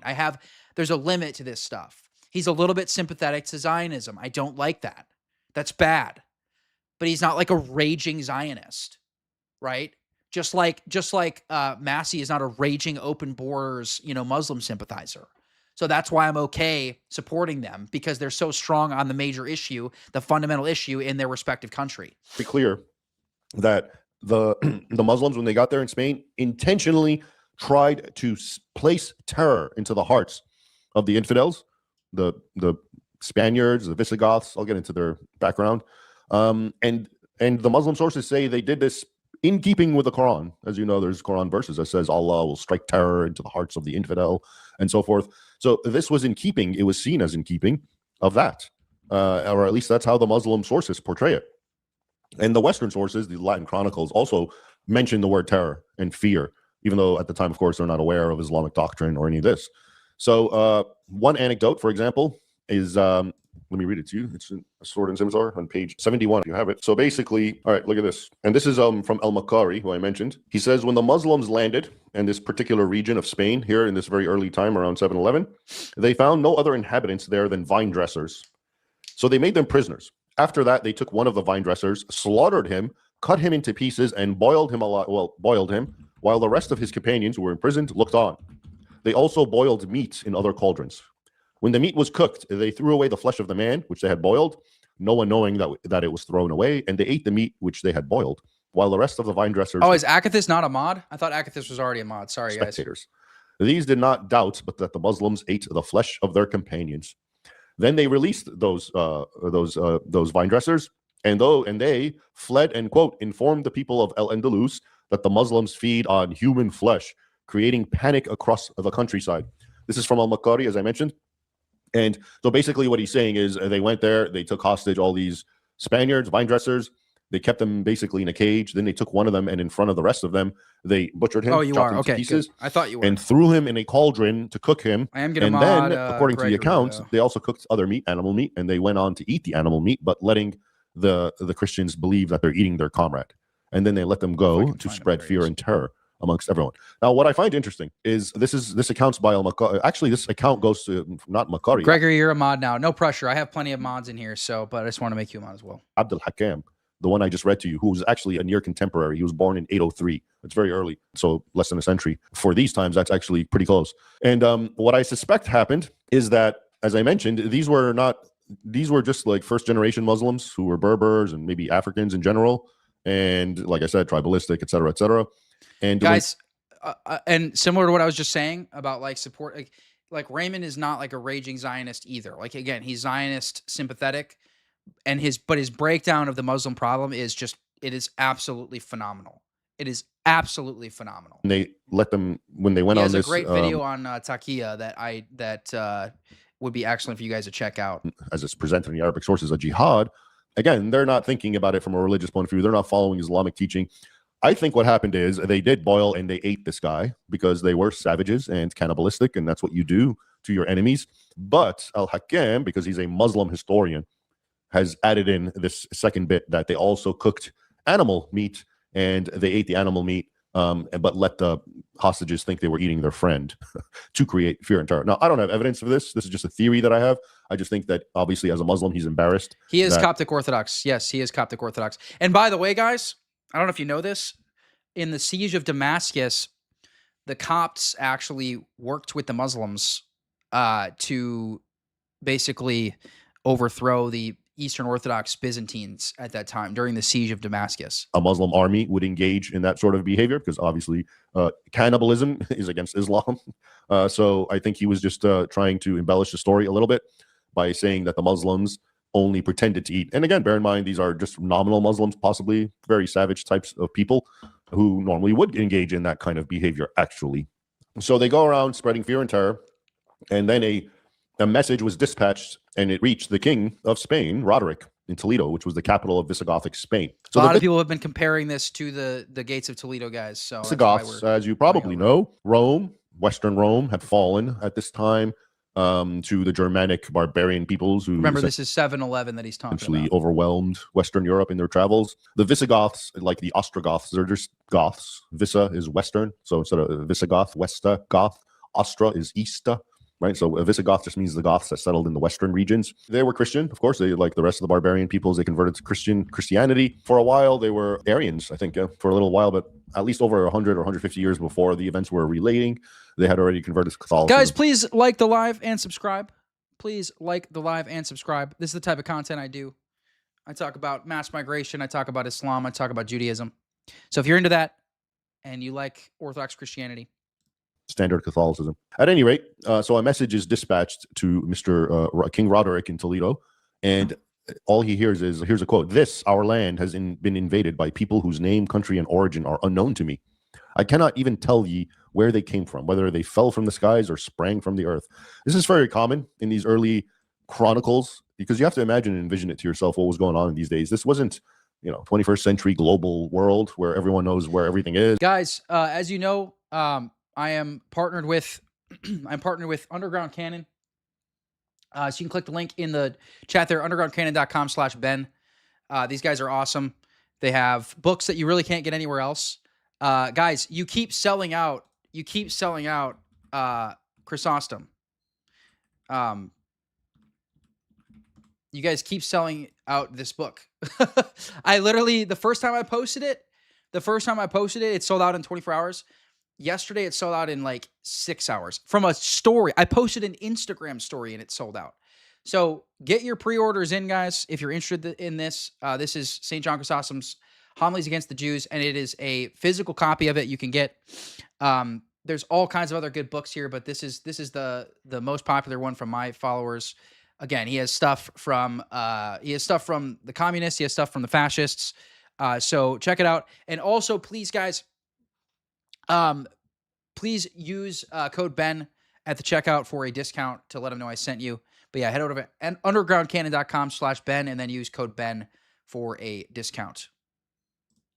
And someone asked if someone said they met me when I was living in Cali. Yes, I did move to the East Coast. And we all have the internet and we all see and talk and know what everyone looks like.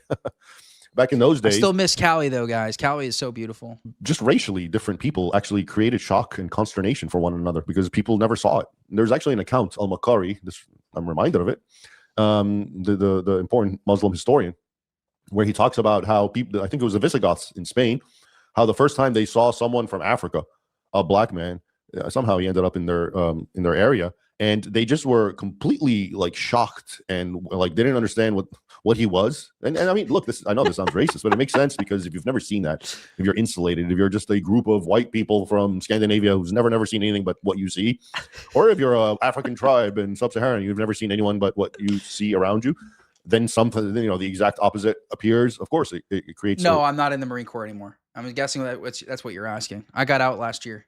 Shock and dismay. And in this case, Al-Makari says that they took him and out of pity, they put him in a hot boiling pot, not to boil him, like heat with, and they tried to scrub him because they were convinced that color was like something had happened to him, and they were trying to clean him. So Al-Makari gives this anecdote. So I share that with you to emphasize what that quote I just read about. We don't know where these people came from because we've never seen their likes before. And this, of course, also indicates their behavior as well. This was the same thing when the Huns started invading, entering into Europe from the east, and the way they're described by Roman sources as essentially unhuman. The actual sources, the way they describe them, does not sound human. It's almost like another alien race. So I imagine they were exaggerating. So basically, he's refuting the notion that like the Spanish were these big meanie racists. I guess this Muslim historian like sort of tried to demonize them, and he's just making the point that that basically this is how all historians sort of document this when it's like a new ethnicity, is seen for the first time. Like, of course, they're going to find it strange and foreign. This happens all the time. Because it's almost like people are naturally homogenous. It's almost like that's something that naturally occurs that God prescribed, like our saints say, as I've pointed out many times. From an anthropological point of view. At any rate, so Roderick summoned his men, and at the head of some thousands, we don't know for sure, he went to meet the Arabs, the Muslim army, the Berbers, which by now were no longer 7,000, but at least 12,000, because after Tariq had come and word had reached Morocco, North Africa, the Muslim base, that they were making progress, others started swimming to and climbing aboard any kind of bark they could find to get to Spain and join the fight, the jihad. So they all met, the Visigoths, the Christians, and the Muslims at the river Guadalete in Spain, in southern Spain. And a great war took place. Tariq, when you saw that, now this is interesting because in the Muslim sources, again in Al-Makari especially, when Tariq saw the Christian army approaching, he rallied his men around him and exhorted them with very typical jihadist phraseology. He said, "Where can you fly now?" Remember, he burned their boats. "The enemy is in your front and the sea at your back. By Allah, there is no salvation for you but in courage and perseverance." Okay? And as usual, I kind of alluded to this earlier when they first sent their reconnaissance force to see what's going on in Spain, and they came back with reports of all these wonders. As usual, there were carnal incentives also lurked beneath Tariq's pious talk. In fact, he managed to fuse the seizure of those two most enticing rewards promised to Muslim men, untold riches and beautiful women, as well as invoke the stereotype of eager to be ravished European women. And he did it all in one Guys, I'm just making sure I pull up my quotes here for the members-only live stream. If you're interested in my members-only live streams, I do them at the end of every stream, and I show you different saints quotes on race, nationalism, things of that nature. So if you're into something like that, you can sign up for my memberships. I also follow you back on social media if that's something that you want. So yeah, after this video is done, we're going to go into super chats and then my members only live stream after that. So please like the live, guys, and subscribe to my channel. What I'm talking about is, until now, the idea amongst Muslims who go around raping women in Europe, if you don't know this, is, and I've written a lot about this, there's copious documentation of Muslims basically saying, you white women want it. We know you're good at it. You like it. Okay. And so this comes out here in the year 711 at the mouth of Mr. Tariq, So here's the one succinct sentence where he wraps in all the boons of Islam. He says, quote, "You must have heard numerous accounts of this place. You must know how the Grecian maidens, as beautiful as houris," the houris in Islamic tradition are basically supernatural women created for the express purpose of sex, sexual gratification of Allah's minions once they die and they reach that level of paradise because they've earned it through, let's say, martyrdom. Okay, so he continues, "You must know how the guys, just the difference between Christian heaven and Muslim heaven is like literally like that alone like is enough to prove Christianity. Like their heaven is basically like everything that you wanted to do here that you weren't allowed to do, you get to do it in heaven. You get to drink, you get to have 72 virgins, you get to, have these super sex ladies, if you're really good, and like all these things. And then like Christian heaven is literally just communion with God, and it starts here, literally starts here on earth, because you partake in eternal life every time you partake in the Eucharist. Right? So communion with your Creator is heaven for us. It is our eternal destiny. It is our purpose of life, is theosis. It is communion with our Creator. Whereas for them, the purpose of life is basically to sacrifice yourself, ideally the ultimate sacrifice, so that you can spend eternity in your carnal passions. Maidens as beautiful as houris, their necks glittering with innumerable pearls and jewels, their bodies clothed with tunics of costly silks, sprinkled with gold. You must have heard how they are awaiting your arrival, reclining on soft couches in the sumptuous palaces of crowned lords and princes. So, here at the battlefield, Tariq, in classic Islamic fashion, is trying to rile the men to face the oncoming Visigoths in battle, and he's trying to entice them by saying, look, there's all these beautiful women who are, even their clothes is rich. Yeah, and they're communion with God. Someone said that they would choose the Muslim heaven over the Christian heaven because it sounds better than worshiping and singing to God forever. That's not what the new earth is going to be. It's going to be undivided communion with God in similar fashion to what Adam and Eve had before the fall, right? So, it's a life of worship. Now, we don't know all the intricacies, right, because it's not revealed, right? But we know it's perfect communion with God. And we also know from our spiritual life, we know that that when we get glimpses of communion with God, we know how beautiful that is and how our soul craves it, because that is the ultimate. A purified nous, guys, a renewed nous craves communion with God more than anything. It craves communion with God more than anything. And anyone who has been engaging in the spiritual life, they know this, they experience this. How beautiful life is when you're in undivided, you're close to that undivided communion with God. These beautiful, sumptuous palaces waiting for you. But covering all bases, Tariq also invoked Allah's win-win bargain. I've coined this a long time ago. Allah's win-win bargain is that basically, look, the first one is, okay, you go on jihad, you conquer, you enslave, you get women, you get property, you plunder, so you win. And if you die, well, you go to the highest levels of paradise and you get the same sorts of things. Very carnal. It's okay. Did you use my link at least, slow boy? Literally, I mean, your name makes sense. It's okay. It's okay that you forgot to use it. Did you click on the link at least? Sex with the houris. It's portrayed as a very carnal food, drinking wine, rivers of wine and honey, pretty boys that circulate as pearls and whatnot. Okay, so this is Allah's win-win bargain, gay, which secular pretty boys, gay people don't have. So before Allah came around, the Arabs and all the other subsequent people who converted to Islam didn't have this. Okay, you had the first one. If you kill the other tribe, if you beat them and you conquer them, you can take their women, take their land, plunder them. You didn't have the whole business of, whoa, but if it, yes, this is exactly what I was talking about. You have made us for yourself, O Lord, and our heart is restless until it rests in you. That is beautiful. It's exactly right. Goes awry and I die, well, I even get more of it in heaven. So that was the genius of Muhammad, I suppose. Anyway, so the win-win that he gave Tariq is that he said, after rushing on like so many brave men to the fight, he said, any Muslim who dies in battle, quote, know that the recompenses of Allah await you in paradise, which is what I was referring to. Hence the win-win. Now, what actually happened at this battle? The records are very sketchy, somewhat contradictory. There's not a whole lot of them because it's an old battle. We're talking the year 711. But what it appears, there were some sorts of divisions among the nobles. There was possible betrayals. Maybe one or more of the factions abandoned Roderick in the midst of the battle. At any rate, the Muslims won. And quote, Allah killed Roderick and those with him, says the 9th century Arab historian Al-Hakam, a premier source for the conquest of North Africa and into Spain. And quote, he opened the way for the Muslims. And never was there in the West a more bloody battle than this. For the Muslims did not withdraw their scimitars from them, from the Christians, for 3 days.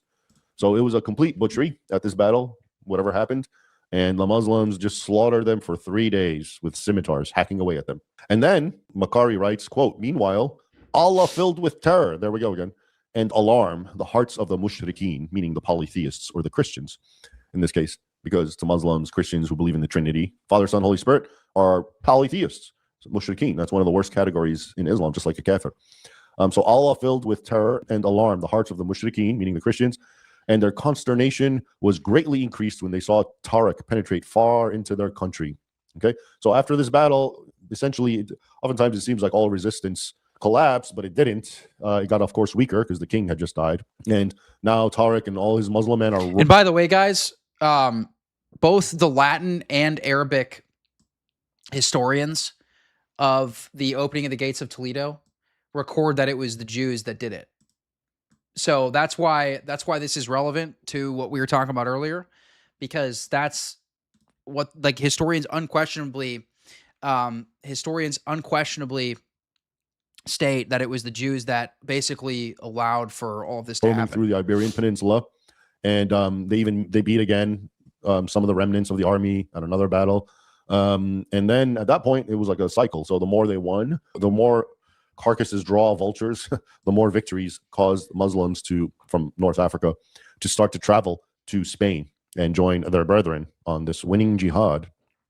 So Makari writes, quote, when the people on the other side of the straits in Africa heard of the success of Tariq and of the plentiful spoils he had acquired, they flocked to him from all quarters and crossed the sea on every vessel or bark they could lay hold of. Not unlike if you're paying attention to what happens in Spain right now and the migrants who come from North Africa, that's often how they're described, as just crossing the sea on every vessel or bark they could lay hold of. The quote continues, Tariq's army being so considerably reinforced, the Christians were obliged to shut themselves up in their castles and fortresses and, quitting the flat country, betake themselves to the mountains. And so it went. So that's basically the summary and the capitulation and collapse of Okay, Spain. yeah, if you use the link, then it's fine.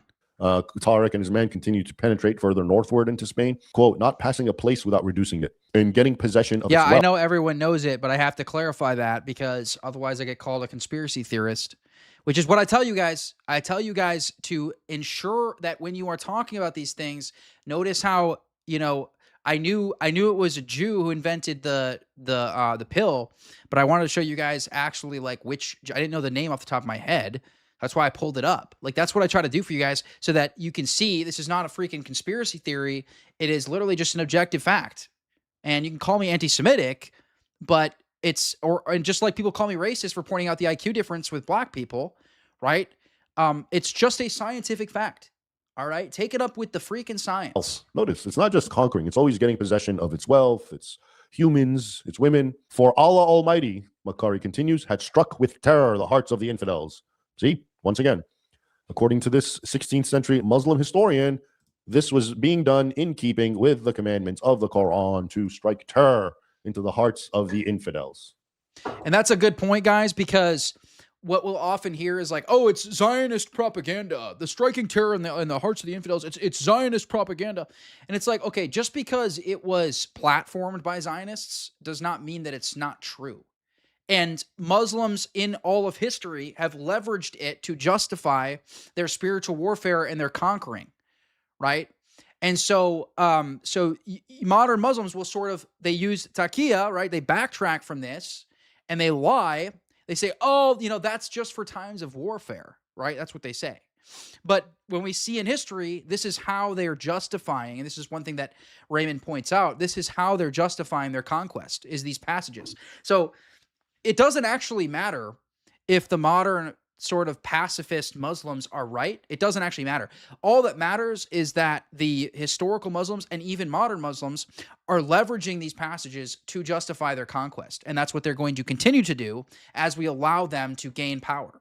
Now, it's important to point out that unlike what modern history claims, and if you've read any like secondary histories written around nowadays, and you try to read about the conquest of Spain, Iberian Peninsula by Muslims from this event I'm talking about, it's always portrayed as if it was this casual acquiescence. The Muslims just kind of came in. Yeah, it's utterly, I'm sorry, bro. The person that said group IQ differences are environmental, not genetic.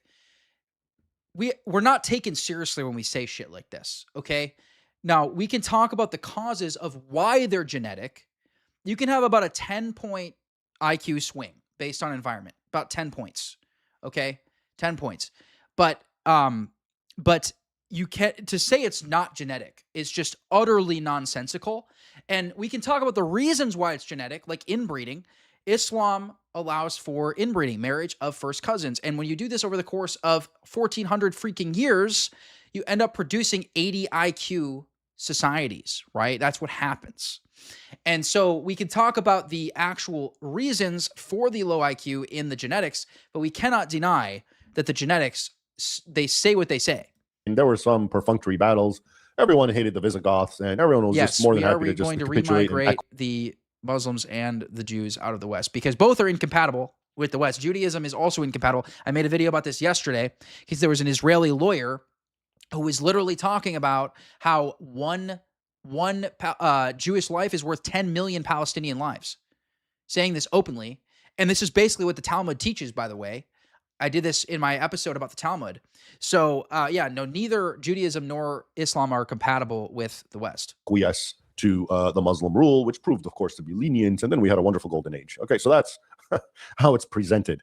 But even the Muslim historians, the ones that I'm quoting to you, actually give a different rendering.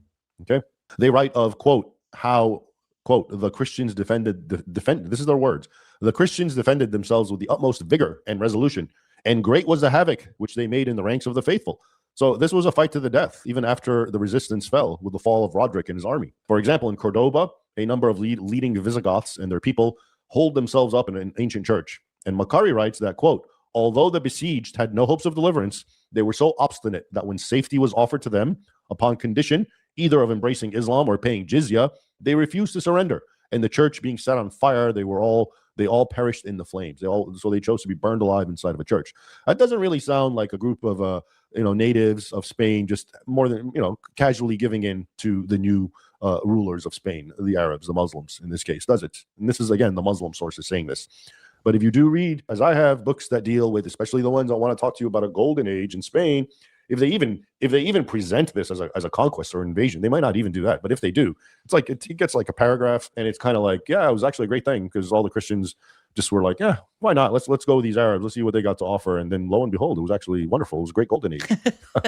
Not what the sources, including the Muslim sources, say, is it?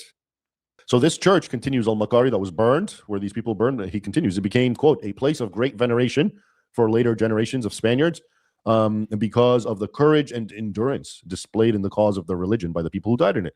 And here one has to actually commend Al-Makari. This is a Muslim historian, and he's being objective enough and giving enough credit to the enemy, the Christians in this case, by portraying them as being what they were, heroic in this case, in the cause of their religion. He probably respected them because actually Muslims do respect that. You may be their enemy if you're a Christian or any other religion that stands in their way, but if you actually fight for your religion, they actually respect that much more than what's happening today, which is Western people just, falling face down and just giving up and saying, oh no, Christianity is just like your religion and we're all the same, we're brothers, and yeah, whatever you want to hear, and we'll suppress our faith to make you feel comfortable and all that jazz. And by the way, guys, Raymond talks about this. So in Islam, there's this doctrine called the Hudna doctrine, and basically it's just a temporary. It's just like a temporary doctrine where they, when they're not in a position of power, right, they sort of await till they're in a position of power and then they attack, right? So that's essentially what that's essentially this along with Taqiyya, definitely flow together well, and they're definitely interlinked. By the way, the Jews do all this stuff too. But we're just talking about Islam right now because this is what's relevant to Spain and what's happening. And we already recognize this as a bioweapon of the Jews, but you can see this is kind of something that they do is they basically sit and pretend to be peaceful until there's a particular time where they can attack. Imagine not very respectable and not It's not something that earns Muslim respect. Rightfully so. Now, by 712, Musa bin Nusayr was now following his general Tariq. And check this out. He, quote, entered the long plundered and godlessly invaded Spain to destroy it, says the earliest source on this topic, the Chronicle of 754, also known as the Mozarabic Chronicle. Okay, 754. So this is very, very close. So they entered and long plundered and godlessly invaded Spain to destroy it. Quote, this is the Chronicle continues. Quote, he ruined beautiful cities, burning them with fire. He condemned lords and powerful men to the cross, meaning he had them crucified. He butchered infants and youths with the sword. He terrorized everyone. So now you have an early Latin source talking about Muslim terror. So that we saw the later source by the Arabs, al-Makari. And then you have Sneeko out here trying to tell people that, oh, Islam was spread through peace. It was spread peacefully. He tried to draw a correlation between the Muslims terrorizing Spain and the Quran verses. And here you have this very early Latin source that doesn't know anything about Islam. And it's talking about that these people intentionally came to terrorize everyone. All right. And that Chronicle sounds like Zionist propaganda, guys. It's just that Zionist propaganda. 54. And I'm making fun of it because it's true that the Zionists have employed, they've basically taken true things about Islam and they've platformed them, right? But it's all still true. It's still true. It is still a terrorist religion, which is why, again, the Global Terrorist Index, all of the top terrorist organizations are Muslim. Is really important. This is what it produces. It describes the totality of ruin that was visited upon the Spains, as they were known. And by the way, a lot of Portuguese people get upset when I keep saying Spain at this point. So there was really no Spain. It's known as the Iberian Peninsula in the Roman setting. It was really known as the Spains much later. So it's Visigoth Spain, you can call it. Then after the conquest, you have the Spains, all these little kingdoms, which we'll touch on, start growing. And then one of those little kingdoms, I think Galicia, eventually becomes Portugal. So please know that when I say Spain at this point in history, I'm also referring to Portugal. So all you Portuguese, don't get upset anymore. It's not intentional. So anyway, he writes, the Chronicle of 754, he's unable to describe the totality of ruin that was visited upon Spain/Portugal. And he concludes oftentimes with like dismayed resignation. He writes at one point, quote, who can relate such perils? Who can enumerate such grievous disasters? Even if every limb were transformed into a tongue, it would be beyond human nature to express the ruin of Spain and its many and great evils during this time of the Muslim conquest. Okay, earliest source. That's how it's presented. Meanwhile, you're fed about Golden Age, right? Now, as usual, and in keeping with Islamic rule and law, the Spaniards, the Christians, were given, well, the three choices. Acquiesce to Arab rule, be a dhimmi, okay, pay tribute, fight to the death. Or, in one quote, again, according to, this is what many of them did. So many did, of course, acquiesce, and they paid jizya. They had no choice. Many fought and died, as we just saw. And many, quote, according to the Chronicle, fled to the mountains where they risked hunger and various forms of death. Okay? And these mountains are usually seen as the northwest quadrant of the Iberian Peninsula, the Asturias mountainous region. So this is the backdrop, the background of the events that now we will describe, which took place on May 28th. So that is a little bit of a breakdown that I wanted you guys to see, because he's basically drawing that parallel between, obviously the way they're going about it now is much more subversive because it's being employed by Jews, right? And honestly, they don't even realize like what they're doing. Most of them don't even realize that they're bioweapons of the Jews, but it is definitely something that is happening. So all that being said, guys, we're going to go over super chats here, and then I'm going to cut to my members only live stream. So if you want to support me monthly, you can sign up for my members streams, and I go over Saints quotes on race and nationalism. So if that's something you're into, and I'm an Orthodox Christian, far right nationalist. All right. Thank you, Orthodoxer, for the super chat. I love my Ortho bros, but they can be spurgs. That's true. I think this is in reference to the guy calling me a ecumenist for literally posting a video with James Fishback. Blessed Dormition fast to you as well, Robbie. Spain winning World Cup against Argentina, then getting invaded less than a month later. Not even less than a month, like a couple weeks, 2 weeks later. This one's sort of tongue in cheek, guys. Like, I mean, it's obviously like there's bigger ties to Israel's relationship with this invasion than the gay football tournament. But it's kind of funny to talk about. Thanks, Isaac. Thank you for the stream, Pope Ben White of Wixantium. That's me. All right, guys. So let me make sure I can cut to members only live stream here. What's going on here?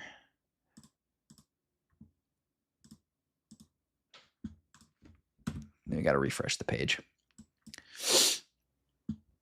How you guys doing today? You guys have a good time on this stream? I had a good time on the stream. There we go. I'll do 1 minute. All right. So in 1 minute, we're going to cut to members only live. And like I said, it's a way for you guys to support me monthly. And then also it's where I go over exclusive content. I know I've owed you guys stuff for a while, so I'm going to give you 2 quotes today. And also, again, my clippers have been posting these new videos of my old content that they're bringing them over to my channel. So, you guys can flame me for it if you want. I'm not making any sort of endorsement of Roots of Orthodoxy at all by bringing those over. But it's Orthodox content, and it's been helpful for a lot of people because it's common objections. So other than that, follow me on Instagram, guys, at RealBenMichael. That's where I'm most active. You can join my Telegram chat. It's linked in my Instagram bio. Please like the live and subscribe. And I will see you not on Thursday. I'll see you Saturday at 2 o'clock Eastern.